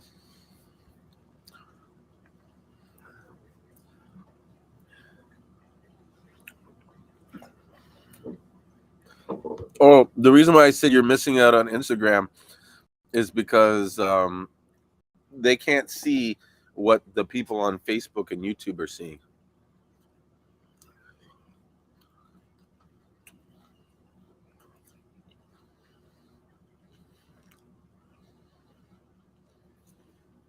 So you're asking here, what's the difference between the gold and the green?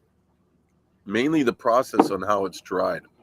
The gold can actually be green sea moss, but because it goes through a sun drying part, which is they call sun bleaching or bleaching for short, it rips out a lot of the pigments out of the sea moss. So if it was green or if it was brown or whatever, it's going to go white, and then from white, when it dries more, it turns gold.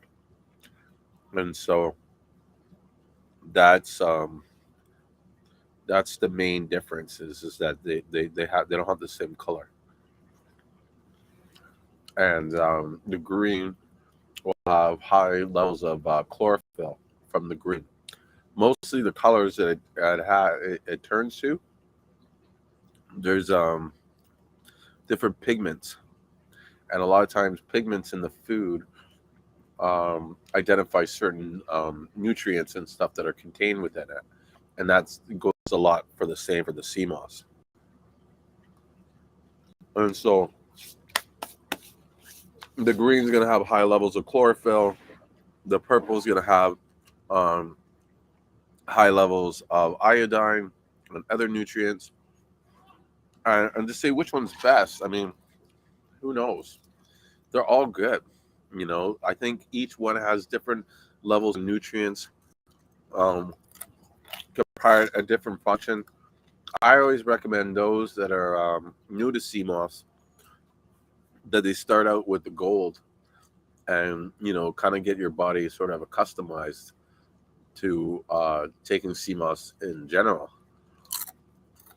And then from there, you can experiment and try different types of CMOSs in different levels and quantities. And so, and then you sort of fine tune it.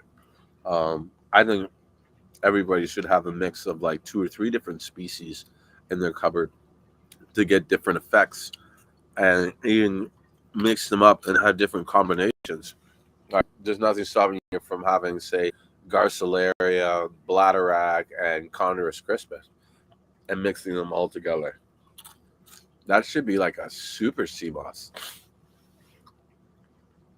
And interesting that no one's done that because they're always so fighting about one or the other. Imagine you put them both together, what that would be like.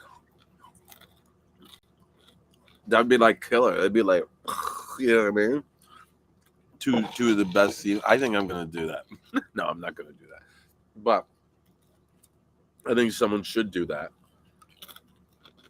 If you need a link on Condor's Christmas, I can get you a good link, and then I could be your link for the Caribbean Seamoss.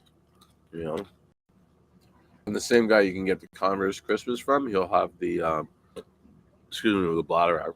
But even we have bladder rack too now. We're gonna put it on the website, but we have bladder rack from St. Lucia, Caribbean bladder rack.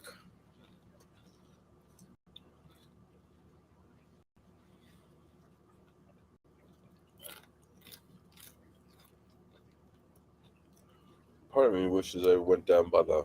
I built a fire earlier today. I know it's still going, and it's chilly out here, so a little bit of a fire would be nice.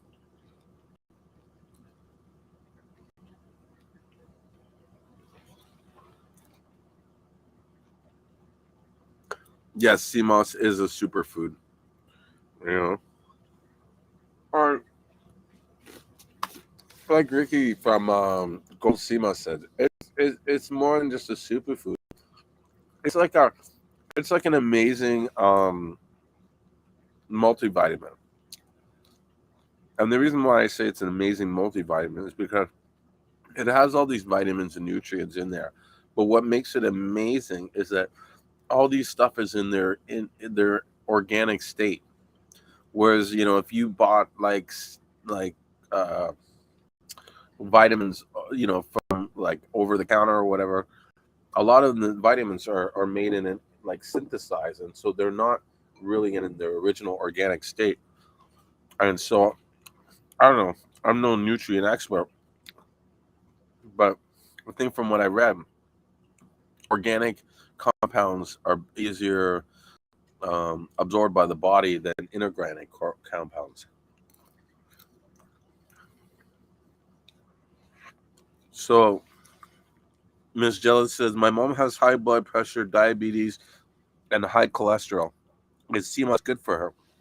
Yeah, I think it would be good for her, but I don't think like she's gonna take CMOS and then her life will change overnight.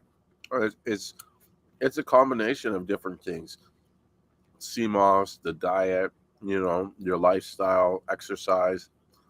So if she's got high blood pressure and diabetes, I think one of the best things to do for her is to get into like yoga and meditation. Find ways to reduce that high blood pressure, and then um, to just changing your mental state, and then changing your diet where you can to eliminate the high sugars and stuff like that, and the fatty foods. Now, the CMOS could aid in some of that areas by like acting as sort of cleanse to rid your body of some of the excess. But if you continue to live a certain lifestyle, then the CMOS, it's quite possible that you know you're hurting your diet and everything you're doing is having a greater effect on you than the CMOS can have an effect, if that makes sense. You know, and so one should not consider living an unhealthy lifestyle, expect to take CMOS and continue that unhealthy lifestyle, and expect a change to occur. No. So Toronto Tudor says also reduces blood pressure, aids in digesting, and smooths the digestive tract. That is true. It also helps to feed a lot of enzymes and probiotics and stuff like that. So it creates a very good gut health. You know,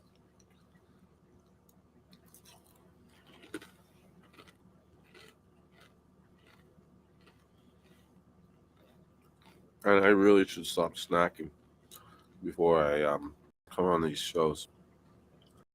I think I'm gonna make a habit in future. We're gonna have a meal an hour before, so I'm not hungry while I'm on the show.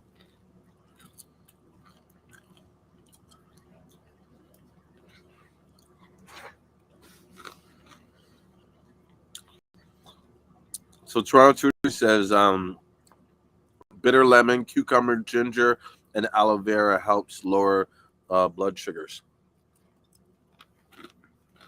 Nice. Thank you for sharing that, because that can help with the diabetes by reducing the blood sugars in the body.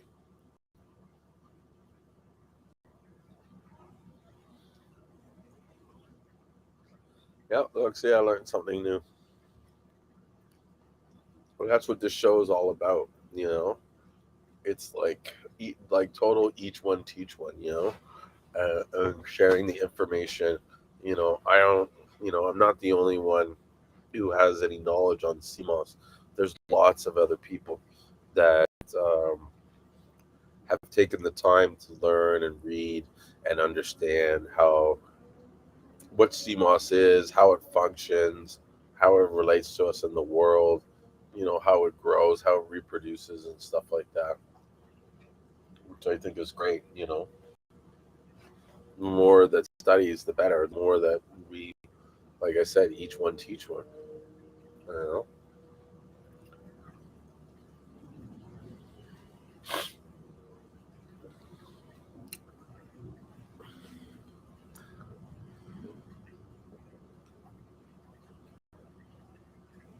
So he says, Toronto Center says, blend those four together and drink before bed. Helps my sister a lot. She's diabetic.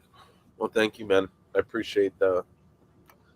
And for those that don't know, speaking of hers, we've actually gotten some decent supply of different herbs um, that you might be interested in. One of them is soursop leaves. Then there's sassiolata, cerasee, um, lemongrass, bay leaves, soursop leaves. I think I might have said that before. And then there's red raspberry leaves, gully root.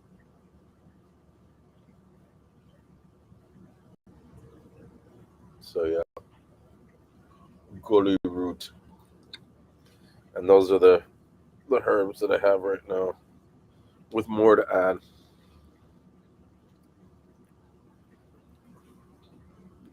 No guava leaf, but I can look into that. I also wanted to start getting what is it called? Mango leaves. I had some people ask me about that.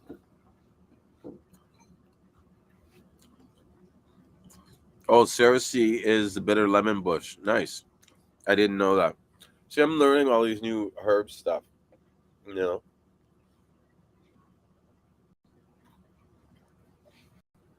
I actually want to start taking a combination of these different herbs and the tea, and start like sort of sort of like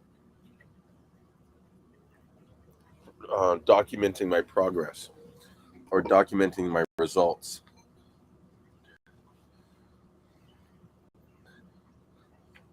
So I don't have any moringa, but I can get moringa. And yes, the herbs are fresh. The herbs were probably harvested within the last month and a half.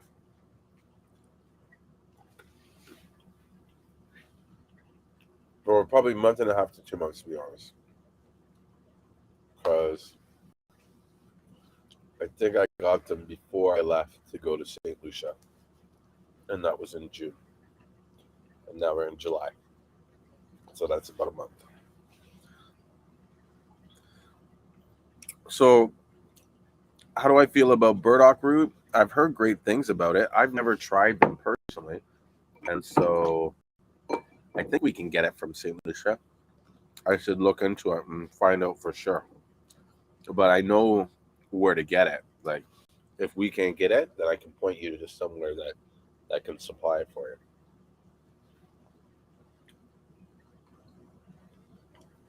Okay, enough of the snacks. I need to stop. Exercise some self control. You know.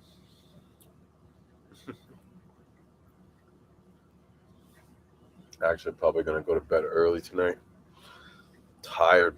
It was a long day with church and everything, and I don't know. I felt like I didn't really sleep too well last night.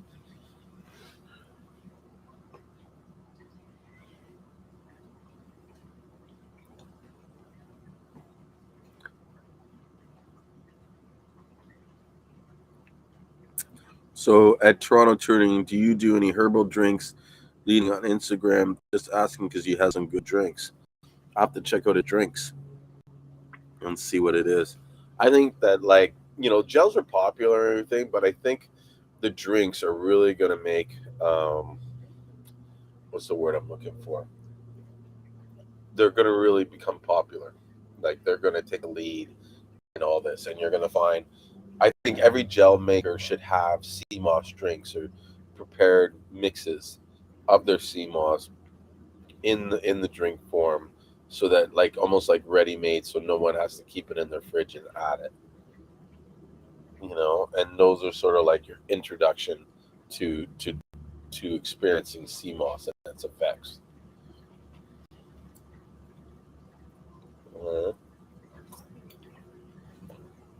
Because yeah, like the more I think about it, I could have rented like a U-Haul little coupe truck, drove up somewhere with a bunch of coolers in the trunk, and basically have all the drinks on ice and slang drinks at the back of the truck. That'd be killer. You know, that'd be really good. Yeah, man.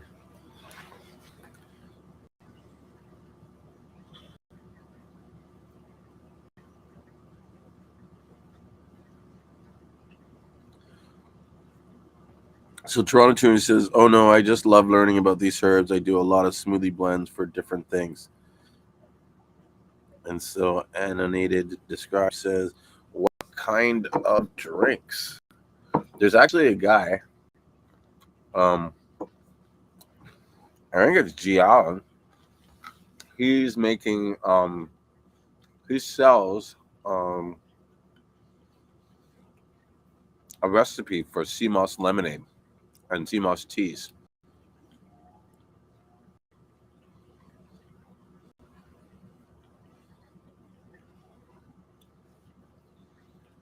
And they're pretty popular.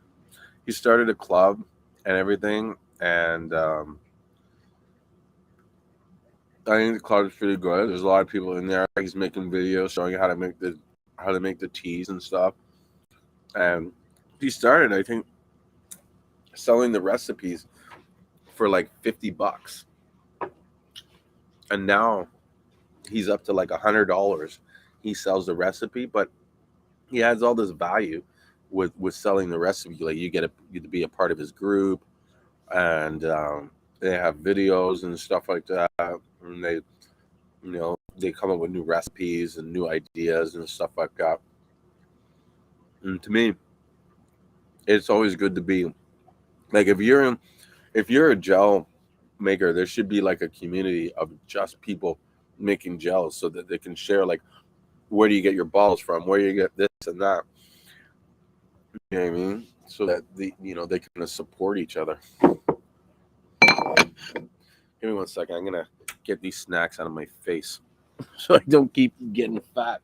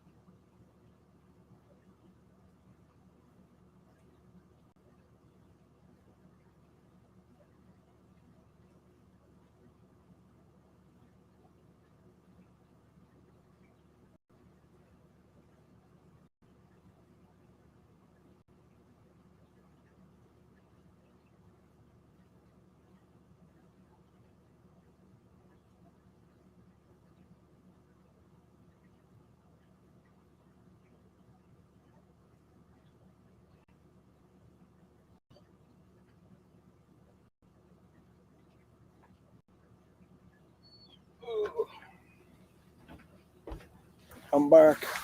Sorry it took so long. I decided to get a jacket because, I don't know, it gets chilly at night. It's getting into that August months, and you can start seeing the change.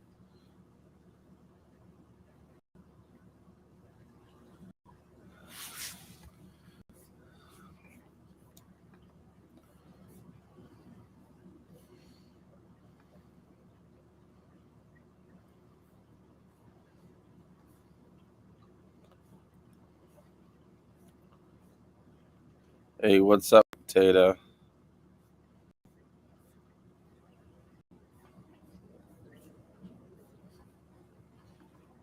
Gotta clean up this comment.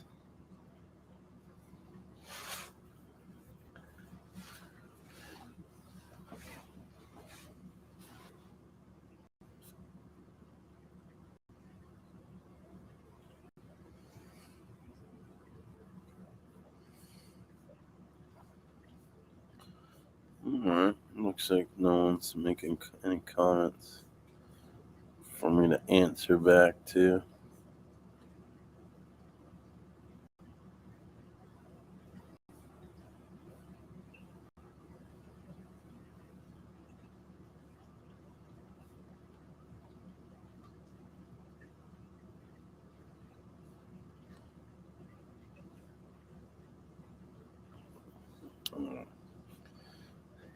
Getting back to the discussion. Sorry about that, guys. Yes, I hear turmeric's very good. Although a lot of people give turmeric like a bad rap, you know. But I think it's sometimes like the product is good. It's the source of where you're getting the product that's the issue.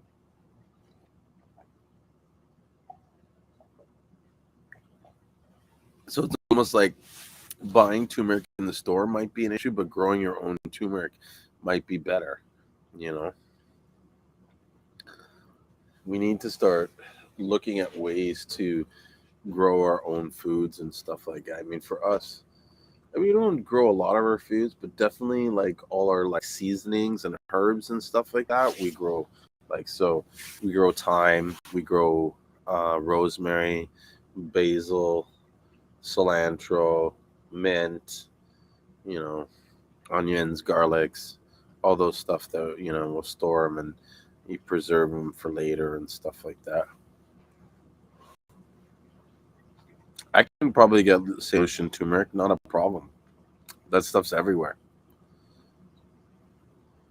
I didn't realize that it's something that um, people would be interested in.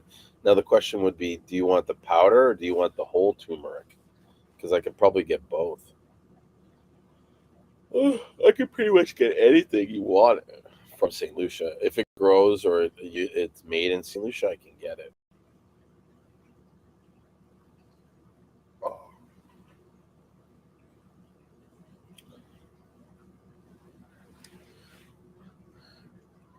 Where do you get black turmeric from? Can you grow black turmeric?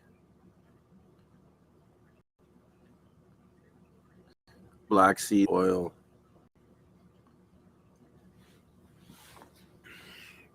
Yeah, I'd be curious to see how cold press works. I wonder if you can classify doing a supercritical extraction method as cold press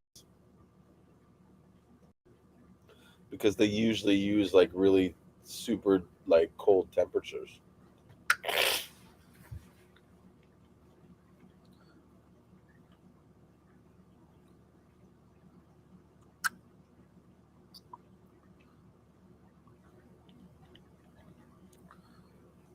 Nice.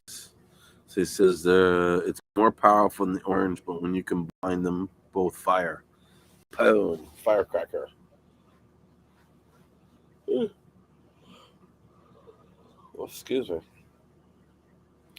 So like, yeah, it's amazing. I've already been on for like 2 hours. I think I'm gonna start. Whatchamacallit, I'm gonna start doing this early. It says you look hot. You're as high as hell. Um, I wouldn't say I'm high as hell because I'm not really that high, but I'm more tired.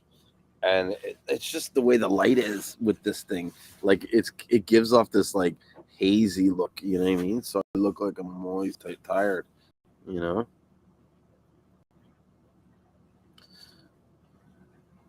Fam for life. I'll check out Fam for life. But I am tired. I do need to get some sleep. I've been up since 5 this about 6 this morning, and I went to bed at like about 2 o'clock last night. And I was like working all around the house today using the power washer, and swam in the pool a few times. You know, did some yard work. Yard work always tires me out. It's always lifting shit up and moving shit around, and you know, but and like the power washer was giving me like a hard time because it ran out of gas and um, whatchamacallit. Well, you say 3 hours. How you live on that? It was more than 3 hours. Let's say realistically, I went to bed at 2, and I probably woke up at like 6:30. So it was about 4.5 hours. But you know, I'm kind of used to it. I got so much going. Like it's hard for me to sleep in.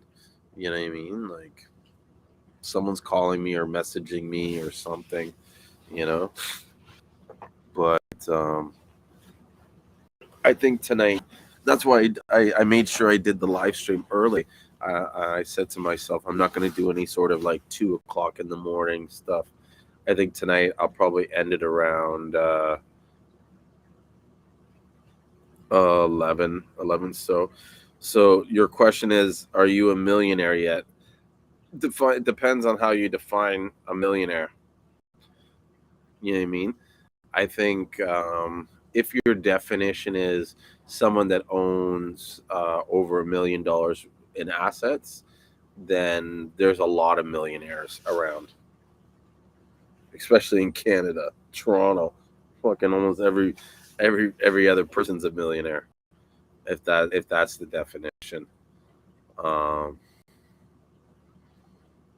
so, but it's funny because it all depends on how you perceive that. You know what I mean? Like, I know guys that are worth like multi millions, and you would not know that they're worth anything.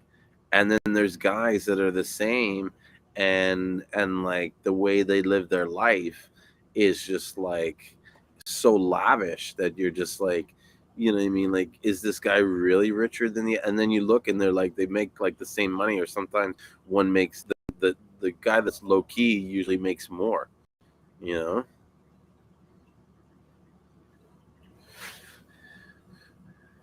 So you should have been from Canada. You don't believe you have any assets. Any advice?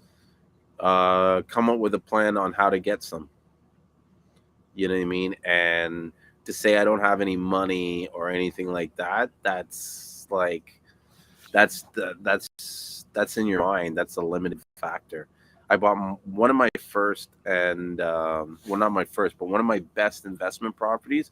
I bought with literally like pretty much none of my own money. I borrowed all the money to get it done, and I was able to, after buying it, worked hard and was able to buy that person out, and then own the property myself. And to give you the idea, the numbers, which I'm excited to always tell people, because I like, to me this was a property that God just wanted me to have. It was like it was just like calling me. I knew it, like this, like, because I've been studying investments and stuff like that, but I've never pulled the trigger on my own investments. But when I saw this, I was just like, this is a friggin' no brainer. You know what I mean? I can't lose with this. And trust me, I knocked this thing out of the park. So I bought it for $147,000. It's a 1 bedroom plus den. We gutted it out. And so I used, I think it was like 35,000 or so, or 30,000 to put down on it. and I used. I had a friend of mine who came in as a joint venture partner, so I gave him 50% of the property, and he was going to come in with all the deposit. Now, here's the thing: he didn't come in with all the deposit, and he was supposed to qualify for the mortgage, so he didn't. So I did a lot of the investment on my own, and so when he started trying to like have control or say over it, I was kind of like, look, you didn't pull all the money in, you didn't do all the qualifications like you say, you know what I mean? So the question is, how did I borrow the money?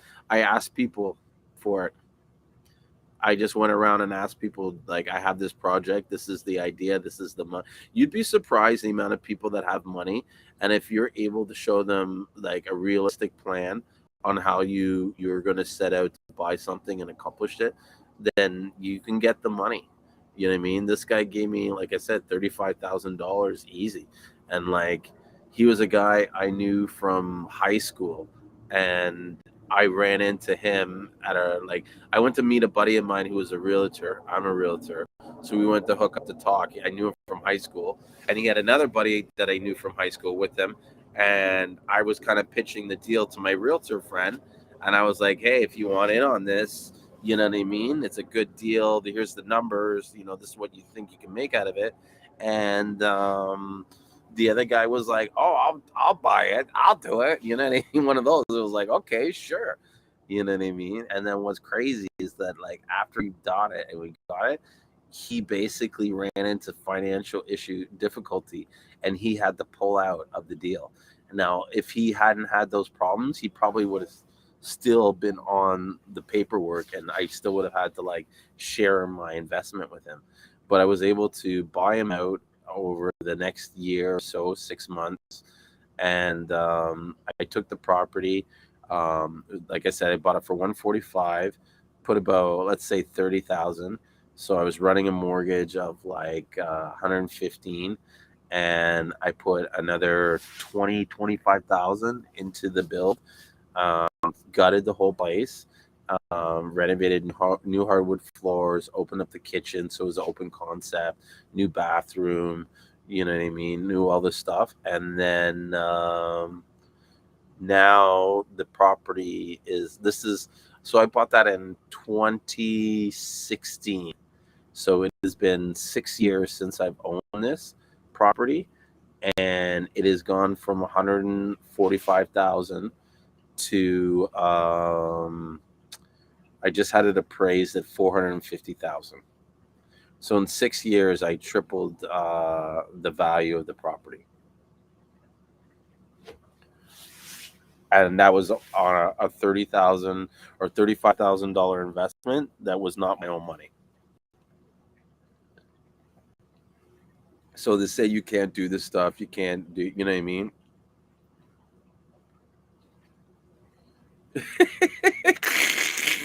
Toronto tutoring. Those are Toronto prices. I'm just a realtor, and so I know how to shop. And mind you, this was a unit that I bought in Scarborough. It was like I said, it was a 1+ den, and I bought it.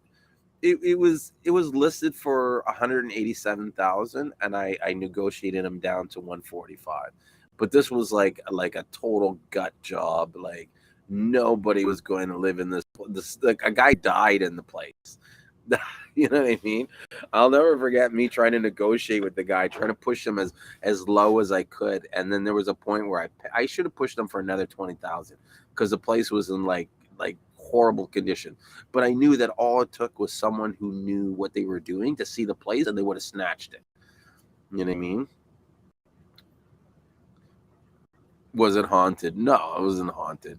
What happened was the guy, he was an old man, and I think he just probably had a heart attack or something like that, and he died in his chair, and the whole place got full of mold during the time. Like I guess they didn't check on him for 3 months or 6 months. Yeah, yeah. Oh yeah, but he died of natural causes. Don't mean it's haunted. But even still, you know what I mean? I how do you say it? I have good energy.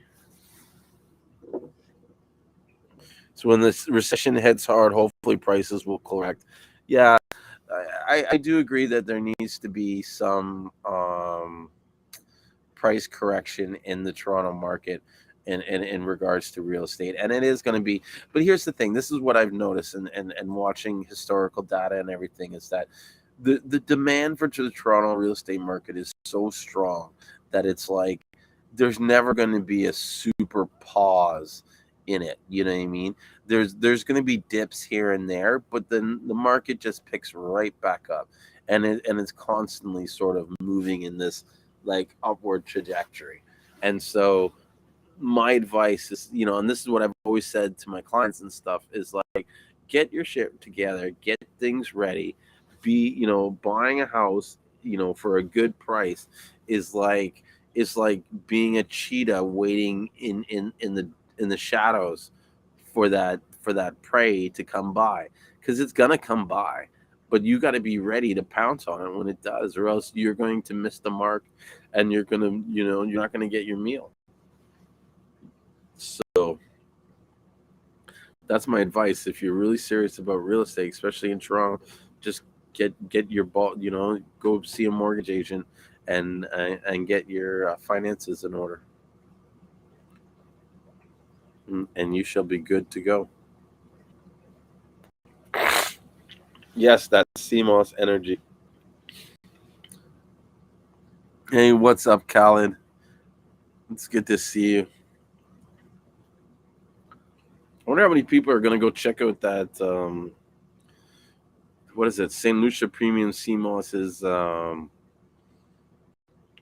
their business challenge, because apparently like 100 people signed up for it. That's a lot of people to sign up and to manage a challenge. It'd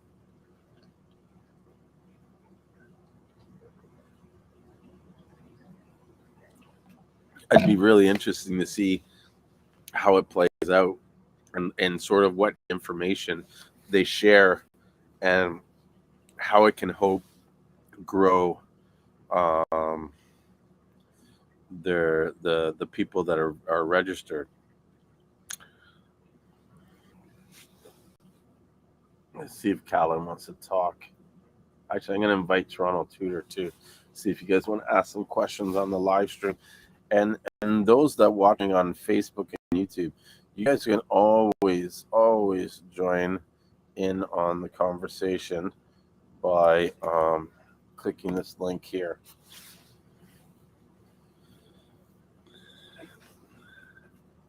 What's up, Khaled? What's going on, bro, Julien? I'm there, brother Khaled. Just living life, Seamoss life, hanging outside my backyard.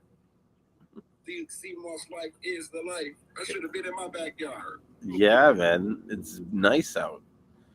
It is nice out. Mm-hmm. I was arranging my fish tank. But hey, You're arranging your fish tank. yeah, I had got it cleaned and the gravel. Uh-huh. So I got to make it pretty again, rearrange it. Everything got knocked over. I hear you. When you do those rocks, when you get under the rocks. Mm. Is yours fresh water? Or is it salt water? Oh, fresh water. Oh, okay. Yeah, I'm not that skilled. Yeah, I hear the fresh water, the salt water is crazy. My dad had one when he was younger. He had the old salt water action. Yeah, you gotta be on top of it. Yeah, to manage. That's what people don't realize is that like running a saltwater pool, you know what I mean? Whether it's an aquarium or anything else, it's a lot of work to balance those nutrients, and you know what I mean? Like those chemicals and stuff like that. Like that's a nice tank. Got a nice backlight on it. I was actually Pretty cool. I was actually talking about the condo thing that I did, and I have this investment condo, and it's got an aquarium. It's got this like breakfast bar thing that comes down from the kitchen, And then off to the side, I built up this little cabinet thing that has a like a huge tank in it with fishes in it and stuff. But I actually got to go check it out because I've rented the place, and so I don't know what this guy's. It's like you get this investment, and you're like, oh, I'm gonna rent it, but then you make it so nice, it's like you don't even want anybody to live in it because you're just like, what is like? That's what I'm all thinking in my head now. It's like, what is this guy doing to my place? It's like having a party and stuff like that. That's true. Yeah. You know that fish tank is double sided. What do you mean? The one in back of me, mine. Yeah, it's double sided. What? There's something on the other side. Yeah, it's the other side of my house. Oh, that's nice. Yeah, it's double sided. That's cool. So you put like an opening and stuff. My friend has something similar to like that, where he's got a cabinet, and it's like on the it's like the tank is built into the cabinet, so you can see it like the cabinet is like a room divider. So on one side you can see it, and then the other side you can see it. Yeah, it's pretty cool. Do you build that yourself? Did you do the modification yourself, or is that like the house come like that? You there, Khaled? Hello? Sorry, Julien. Yeah, I was asking you. Sorry about that. I had to get the kids for a second. Oh, okay, no problem. I had to make a mad dash. Is that the grandkids or? It came in the house. It's built in the middle of the library. Oh, nice. You can't see the full library. Yeah. You see it like one wall, but on the other side it's a vaulted ceiling. Oh, nice. It's my living room on the other side. I got 2 living rooms. Nice. So I'm in one living room now. Mm-hmm. And also on the other area is my library, and then on the other side of the wall is another living room. It's a big house. What do you think about calling your master bedroom the master bedroom? Do you think that they should stop calling it that, or are you okay with that? The master bedroom? Yeah, did you know that I never thought about that. No, did you know that they have abolished it out of like I'm not allowed to refer to the master. I have to call it the primary room. Why? Because of slavery? Yeah, something like that. It's like crazy. I never thought about that. Is that what that means? I think so. But like who really cares? Like to me, it's like, like when is enough enough? Like when do we call it okay? Like you're going overboard. Like the other day, so in Canada, we have this university called Ryerson University. And so I don't know, I fell on this article on Reddit where they were talking about the name being changed and how they made it this stupid name because they changed it from the Ryerson University to the Toronto Metropolitan University, and just how it doesn't sound like a university anymore. And I was like, and they were saying how this Ryerson name, they had to change it because it was racist. And I was like, what? Ryerson was racist? And then like this lady just like came out of nowhere and like attacked me. It was like, yeah, blah blah blah. He's a racist. And apparently this Ryerson guy like did something to indigenous people. Like half the people that see this, they don't like.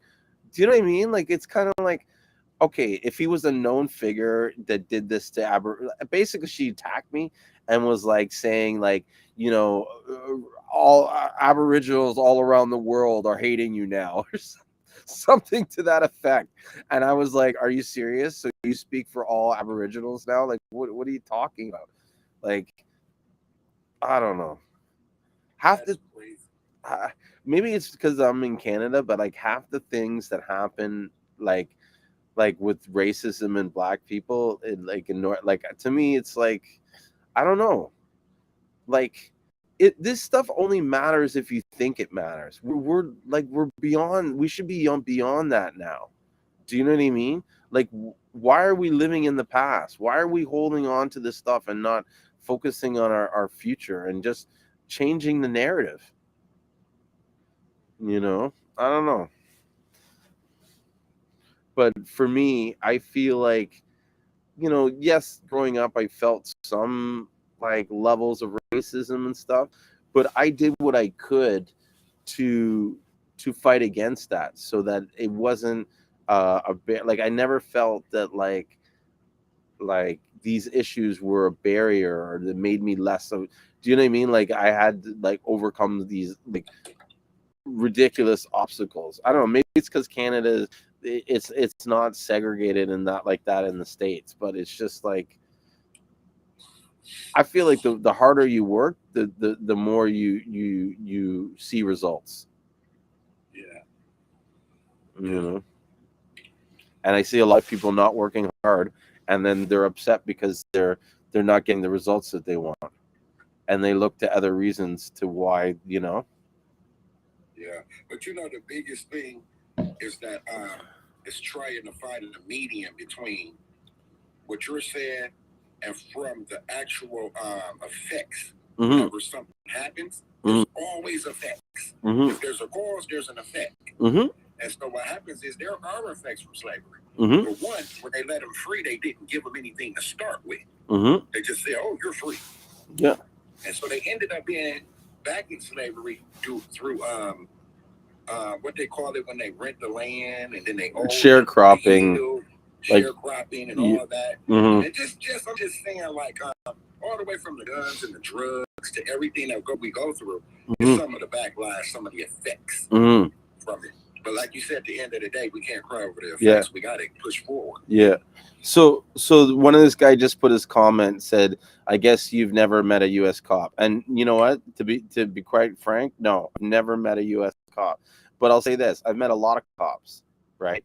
And one thing that one cop taught me, right, that I keep in the back of my mind always to this day, is that he says when it comes down to whether or not I give someone a break, I look them dead in the eye. And if I feel like I could trust that person alone in my house and they won't touch anything, I'm going to give them a break. But if I feel like that person's going to do something to my house, then I throw the book at them. And so when yeah. But that's crazy because you can't judge a book by its cover. You can't. The person you look at in the eyes that you think you can't trust is one of the most trustworthy person in the world. True. That is true. Because only God can see the heart. That is true. And no man look into another man's heart. That is true. But it gives you some insight, right? And it gives you an insight on two sides. One, okay, what people don't realize with these cops is that their job centers around them being the caretakers of all the scum of society, all the issues, all the negative problems, everything. You know what I mean? Like from getting spit on to being shot at, they have to deal with all that stuff. And then they have to hear all the stories of all their partners getting through shit and all this other stuff. You know, this creates a huge, in my opinion at least, a huge environment for fear and distrust. And so you combine that with the training that they get, where like pretty much as far as I could see or tell, every time they go out, they're told this might be your last time going out. That does a lot to your psyche.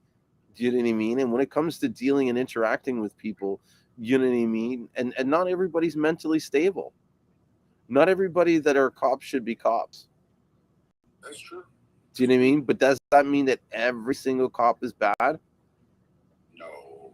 It's a wide spectrum. All this stuff is a wide spectrum. Yeah. Just like all the way back to slavery. Yeah. You had the abolitionists and you had the people that was pushing forward trying to get the economic benefits.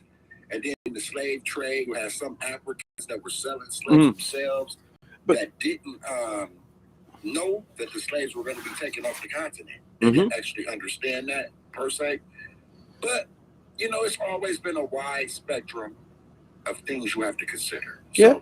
So it's an endless argument. It is. Listen, it's an argument that you can never win because you know what? It's constantly changing and everybody's different. And a cop in one state is going to, and just a cop on the force, one cop is going to treat you totally different than another. Some cops are just assholes. They're just fucking douchebags. Like that's how they were just, you know what I mean? Like, what are you going to do? But I don't know. It's cause and effect. Just think about this. When you flip the coin and think about it from a two-side perspective, Imagine leaving your house every day not knowing if you're gonna die. Yeah. Well, And you kiss your wife goodbye. And you close the door and lock the door and you walk off to the driveway and you don't know when you're coming back home. no, and Every day, Julien. Every day. I know. I could imagine. So we gotta look at it from a different.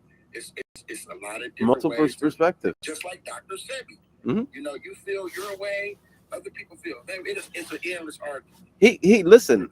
I have no issues. This is what it is. Right? This is something I'm going to say. I have no issues with Dr. Sebi. I don't. People say I'm a Dr. Sebi hater. I'm not. Like, how can I hate someone I don't know? Do you know what I mean? What I do know and what I do argue is the information that he presented. And I feel that just because you can respect a guy, you can follow a guy, you can believe in a guy, and you can still disagree with certain aspects of things that he said.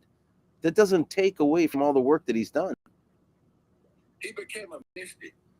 Huh? You know, he became, and if I'm using the vocabulary wrong, forgive me. He became a mystic, just like Prophet Muhammad. Yeah. Just like Jesus. But what? Just like, these guys like Gandhi, they became mystics.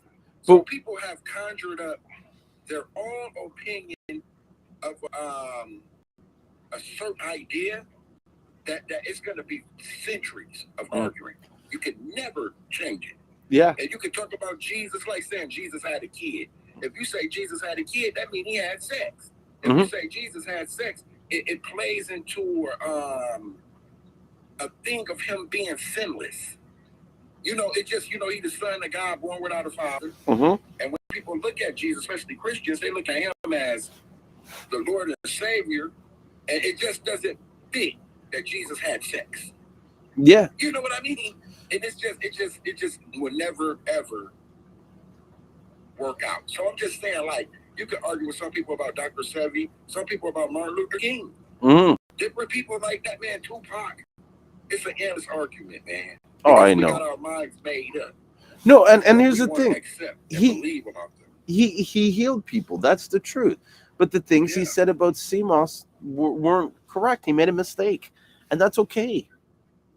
But it ain't gonna never be corrected, Julien. Yeah. You know that, right? No, they can never be corrected because he's and this is what I wish sometimes is that he could they could rise him from the dead, because it's like he probably would clear up so much misconception. They want Jesus to do that too. Yeah. They want to raise Jesus up so that he could tell the world that he was not God.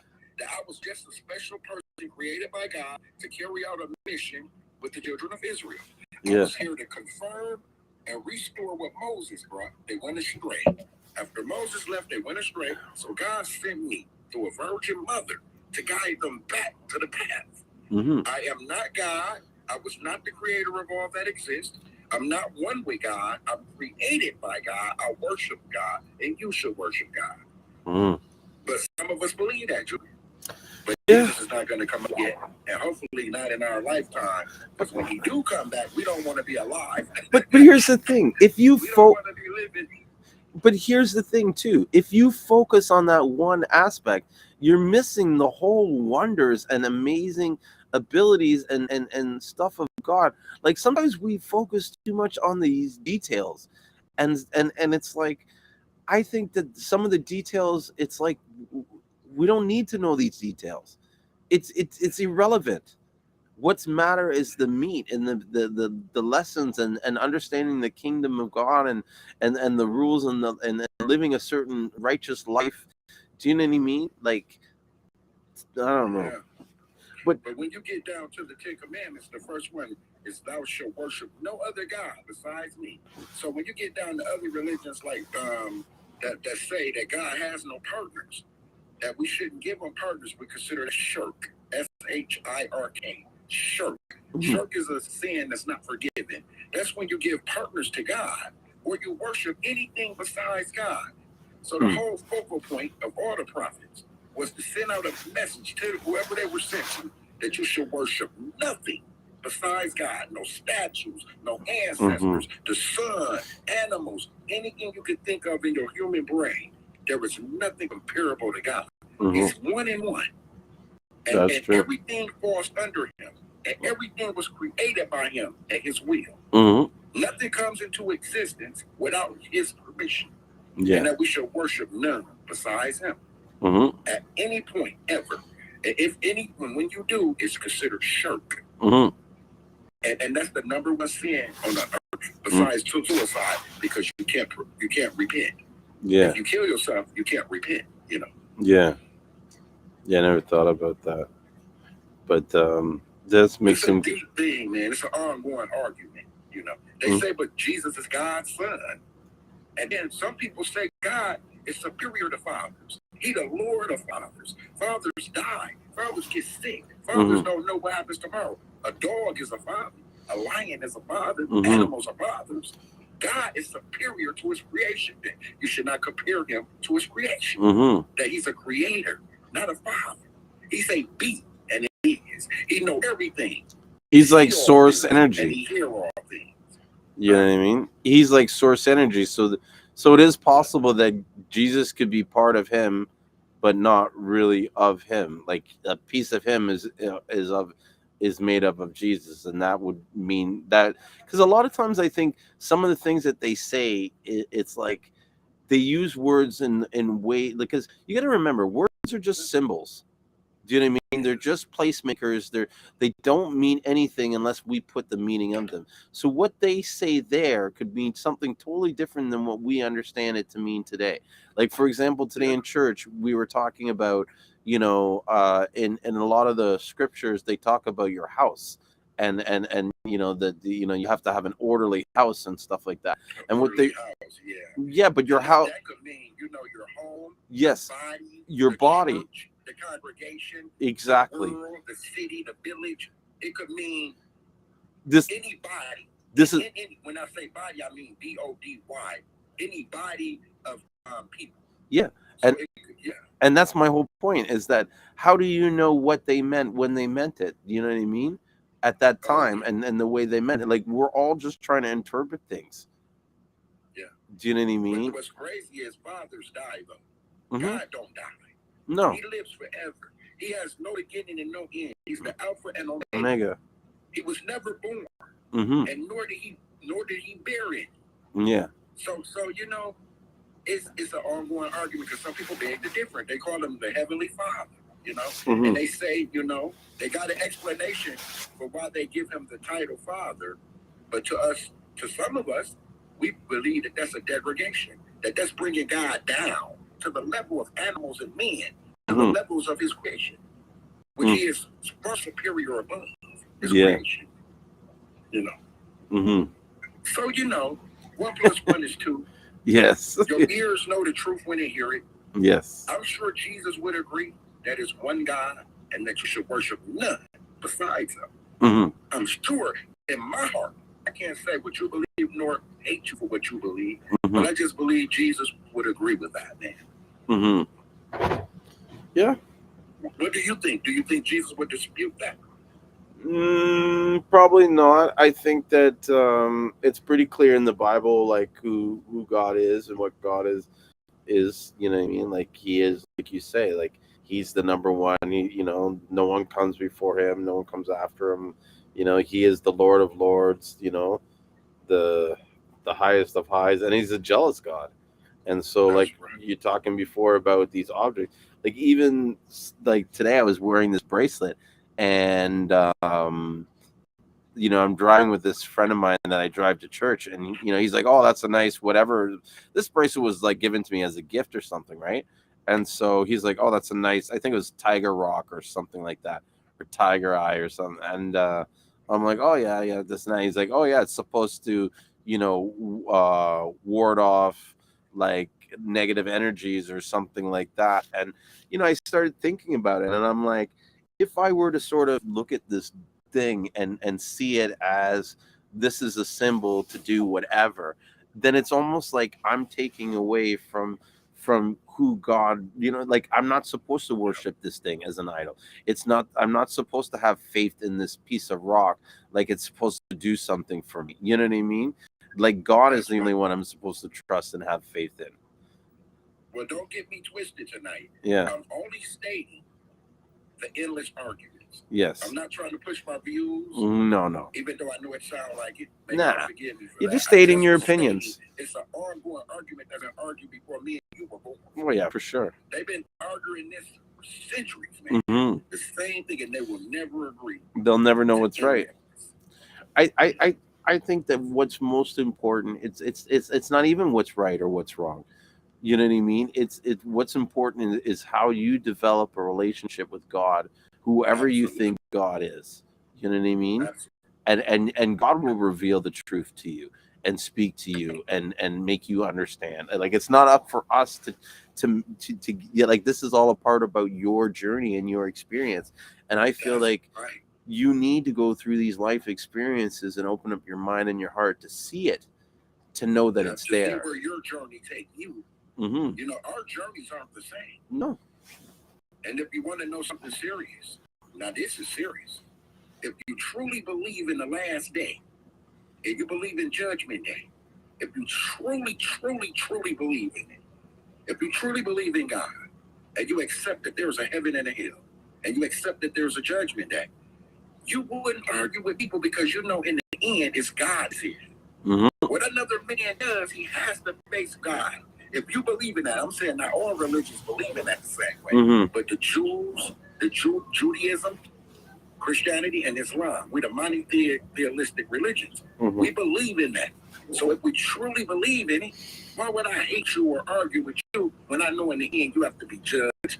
I got to be judged. Mm-hmm. And the Lord is going to sort it out. Yeah, it's not up for us for me to worry about it. Yeah, it's not up for us to make that decision. Why would I worry? Yeah, because I know if I believe my Lord is going to give us our book of deeds and read to us our put us on the scale, mm-hmm. and this determines our heaven or hell. Mm-hmm. Why would I, if I got faith in that, I would still love you while we live in this world, mm-hmm. and feel and pray for you and forgive you, and hope you do that for me, because in the end it's going to be sad if it's true when that trumpet blows, when the sky split asunder, and when souls are raised from the graves to be judged. Mm-hmm. If I believe that in my heart, I won't want to argue with you or prove you wrong. I just want to pray I'm right. In the end, you know. Yeah. I'm too busy praying that I'm right to mess with you, bro. Yeah, you know? To worry about all that. Yeah. Do you believe in heaven and hell, Joey? Somewhat. I believe in God. I'm not sure. You believe in Judgment Day? I believe that you will be judged based on your actions. Now, what happens to you based on that judgment, I'm not quite sure. But I do believe that, you have to be somewhat accountable for the things that you've done in your life and stuff like that. And so you do believe God is the ultimate judge, regardless? Yes. Therefore, we got no part in it, and there's no reason for us to argue and hate each other and constantly try to prove each other wrong. Bro, because God is the decider. I'll put it like this. When someone does me wrong, I just laugh and smile, and I don't do a single thing. And I just wait for God. The amount of times that people have tried to fuck me over, and I've watched God do bad things to them for what they've done to me, like, trust me. It's deep. Deep. You know, I don't. In 2000, yeah. And I finally, I was 25 years old. Yeah. I was young and courageous and energetic, witty, and healthy. And I'm laying in the bed with all these tubes in me, man. Mm-hmm. They finally brought me out of surgery. And I said, and the morphine was kicking in. And I said, God, please save me. I said, right now, I can't save myself. I said, but the guy that shot me, I got into with a 19-year-old that shouldn't have been in the bar. You have to be 21 to be in the bar. But he picked me to mess with. Yeah. So we got into a fist fight. I put him in the headlock, and he shot me in the stomach while I was holding him in the headlock. Oh, no. He pulled out a little small handgun. Like a 22 or something. Yeah. Shit. He put it on my stomach. He really was trying to get me off of him, you know. Yeah.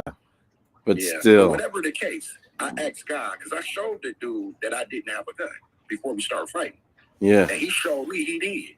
And I was drinking, so I didn't care. Yeah. You know? He was younger than me. Fuck him. You know? Yeah, I know it Whatever is. the case, Little I said, God, I whippersnapper. can't save myself. I'm laying in this bed. They got every tube under the sun in me. Please, if you let me live and give me another chance, I will never drink again because I'm mighty sure that the drinking made me believe that I could fight a person with a gun. Mm-hmm. I said, so for one, I will never drink again, ever. Yeah. I said, but you can handle me for the things that I did. And I said, it had to be some things I did, whether it's tonight or before, that made you bring me to this realization of today. I said, so I'm going to let you handle this guy because I can't handle him like you can because you're doing this to me and I can't believe it. Yeah. I said, I can believe it, but I can't believe that I'm totally powerless. Yes. At your mercy here. I said, so I want you to do that to him because if I get him back, and people were calling me, they were coming, they wanted to do some stuff. I said, no, don't do nothing. Guess what happened to that guy the next summer? I got shot August 6th. In July of the next year, he got shot in the neck. He was paralyzed, neck down, for 8 years straight, and then he died.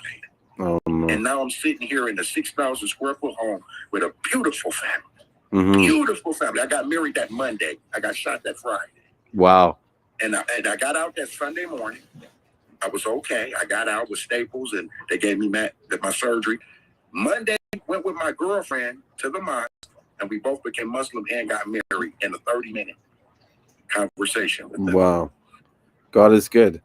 Yeah, so you see, God paid him back better than I could. What could I do to that guy better than that? No. If I was an evil person looking to harm someone because I'm upset and I want revenge, what could I do better than that? Yeah. Was that masterful? And guess what? It's a girl I found that went with him. I found her 2 years ago or a year ago. Yeah, about a year ago on Facebook through another person, and she told me the details of what happened the night he shot me, how he went on the run, and what they went through. So I was able to put closure. Yeah. And wonder how he felt. Did he feel bad about shooting me? You know, I had all those questions. You know? Yeah, but it's amazing how God has allowed that situation to happen for you to bump into her and get that closure. You know what I mean? Where you know, yeah. And I believe it like happens because what? I went in. No, dude, I appreciate you sharing this stuff. And I think this stuff, this like religious or spiritual aspect is important for us to talk to because I feel like people need to be more in tune with their spiritual side and connect with God more so that they can unlock these blessings and opportunities that are there waiting for us. You know? That's right. And so my journey isn't yours. For some reason, God didn't want me to drink. No. So I haven't had a drink August 16th. I believe this August will be 23 years. Not one sip, not even NyQuil or any medicine with alcohol. Yeah. Hold on one second, Khaled. I'm not recording myself when I'm doing a live stream. Why? Sorry. Family. Sorry about that. But yeah, I'm just touching on, our journeys are different. Yeah. Your message from God might be totally different. That's something he wants you to do that's going to guide you to fulfill your mission. For sure. We all got a mission, man. We all have a purpose in life. Yeah, mine, unfortunately, I must have forfeit. I cannot drink. It's been deemed he don't want me touching liquor. Well, here's the thing. Sorry this is what I believe, that sometimes he can foresee something happening down in the future and he will put this traumatic thing in your life to make sure that it stops because something more tragic could have happened in the future had you continued to drink. You could have done damage to your family, or like there could be a reason why you you have to be around. I'm alcoholic and mess my liver and kidneys up. Sometimes it's not even just you. Like, what about your kids and your kids' kids? Do you know what I mean? The kids that were born with me and my wife, she was 21, I was 25. Yeah. We've been married 23 years. You know how many kids we got? 10. Here's an example to say this is why I say it. So I have my business partner. I see his kid. He has this son, Like, I truly feel like this guy has something destined for him. And I feel that what me and Ashton are doing is really setting him up.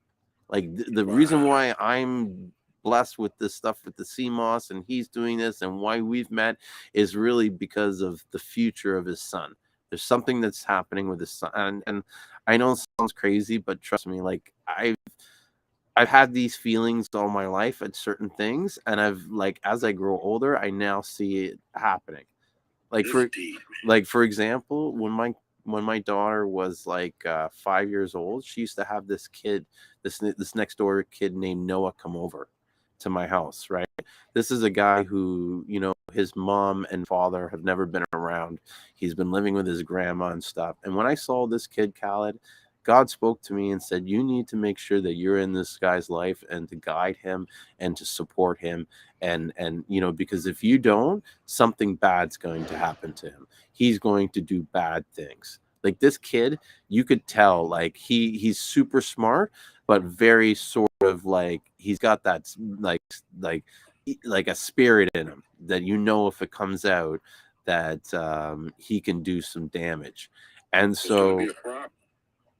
so as he's been growing up as a kid, I've always been kind of like in his life to kind of mentor him, talk to him, you know what I mean? Because he would have issues with his grandma. I mean, his grandma, wasn't too honest with him, telling him who his parents are, what's going on. So imagine you growing up and your grandma's lying to you. You know what I mean? And that's what I kept telling. Real confused and real upset. Yeah, and so much anger to her because she's like, I don't know why he's so angry to me. And I'm like, maybe it's because you're lying to him and he knows you're lying to him, but he can't prove it. Because I know if I was in that situation and, like, I'm like, where's my mom? And you're like, oh, she's in Afghanistan fighting a war. Like, like, it's 2022. So anyways, so you fast forward now to his age. This kid is like 6'5", like super tall, muscular. Like, trust me, this kid could do some fucking damage. And he's all into the military. He's talking about, building his homemade weapons and all this other gun shit. Like, and I'm just like looking and I'm like, God, like, you are so right. Like, this kid is like, he is brutality. He is on the fence.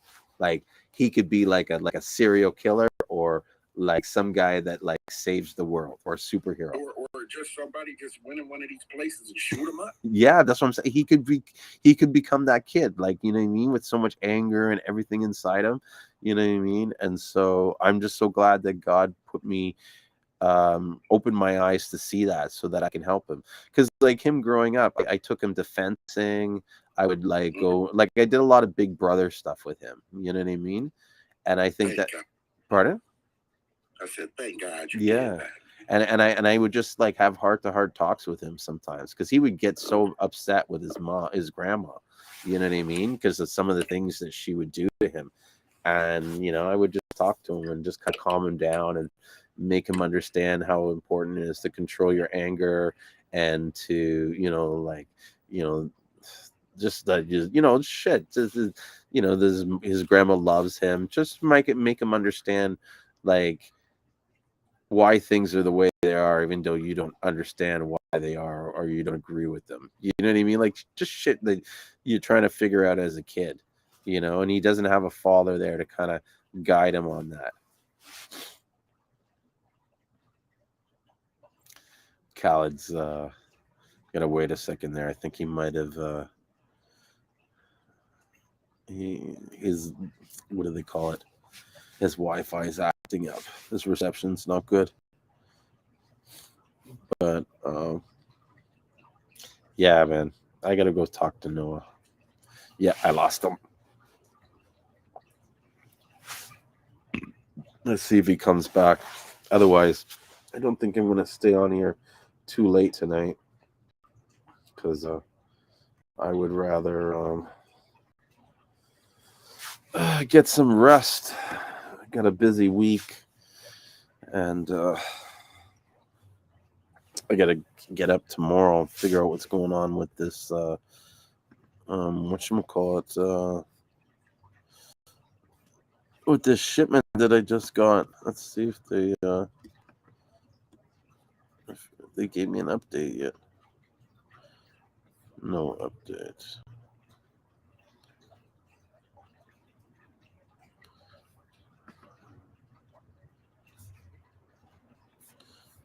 Yeah.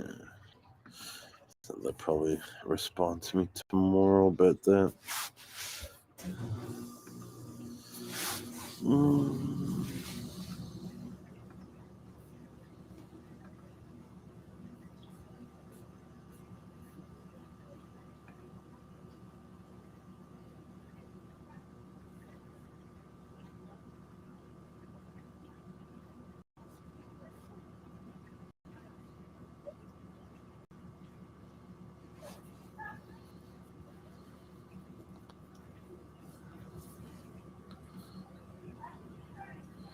You know what? Hold on, my child's calling me.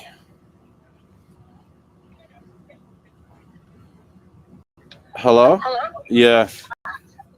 Can you pick me and my friends up from John Montgomery again? I'm still at the festival, but I'm gonna text you when I'm on the subway. How many friends? Just 2, Cassandra and Adriana. Okay, that's fine. Okay. So, I'll text you when I'm on the subway. What time will you be there approximately? An hour from when I get to the subway. So I'm gonna like Google Maps. Okay. My exact ETA, and I'll text you my exact ETA. All right, no problem. Okay. See you later. Bye-bye. Bye. Sorry about that, guys. What's up, Sean Wilson? Did you just join? And it's good that I can actually see your comments. Or I think it's one group that I don't see the comments on.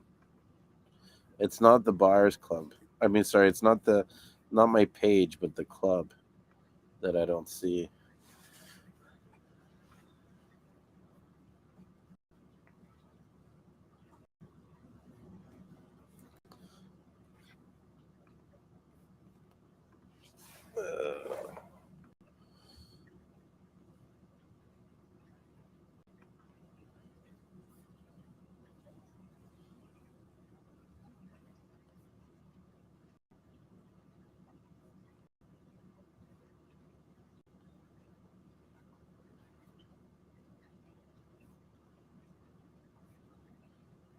Sorry, I'm just reading some information, trying to figure out why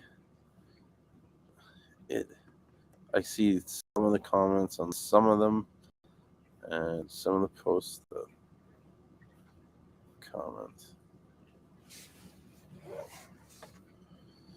Oh god.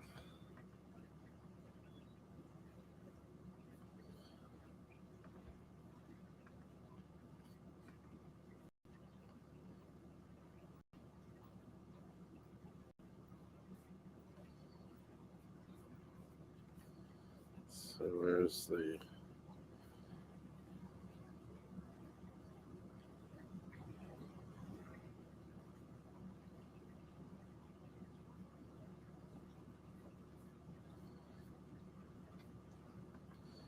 Yeah, so I can see the comments there,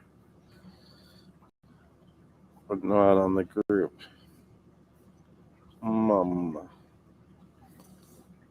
So on the pages I can see it, but not on the group. Either way. What's up, Sean? What's up, everybody else? Oh, it's getting a chilly night. So I guess I got like an hour I gotta kill. And it was sad because I was just like, oh, I'm gonna go to sleep early and da. But no, I gotta be private Uber driver for the children.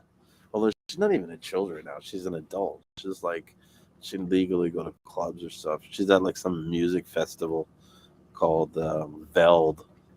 I don't even know why they call it. Like, what is Veld? But it's basically an EDM music festival with like 3 stages at this like park called Downsview. Yeah. Seems like it makes a lot of money. So many people go to it. You know, That's one of those things that like all our friends do, and they make outfits to go there and jump around.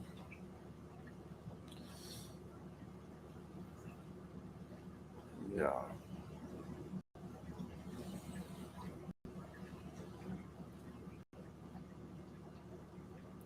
But yeah, we talked a lot about a lot of stuff today. A lot of religion, um, stuff about sales, products.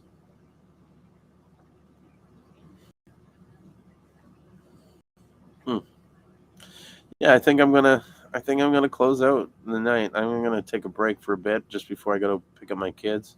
That gives me like half an hour or so to relax before I gotta leave. So, I mean, it's 11:30. We've been talking almost 3 hours now. Jeez, so much we talk about. I think I need to take a washroom break too. That wouldn't hurt. So, all right, guys. Thanks so much for joining me tonight and talking about Seamoss. Um, if you have any questions about Seamoss, I'm always available. Oh, you're back, Khaled. I didn't think you were coming back, but yeah, I think fuck it. I'm gonna take a night. I'm gonna do this another time. You know what, Khaled? We got to set up a time for us to do a live stream on your group, um, the Seamoss Life group, and I would love to be oh, excuse me, your guest on your show or on your group, and we'll take it from there. But until then, I'm going to be back on Wednesday. I might do another live stream tomorrow during the day or evening, depending on when I get that CMOS and if I get that CMOS. Definitely want to do a video on that. It's going to be one of my biggest shipments I've ever received. So it'll be curious to see how much all that CMOS looks like. And fuck, excuse my language, but like I'm just thinking I gotta bring all that stuff in. These guys have got a bin right in the middle of the garage door, so I won't be able to like cart it in like I normally do it. Whatever. It is what it is. I'll work through it. Until then, I hope you guys have a good life and make sure you take some CMOS.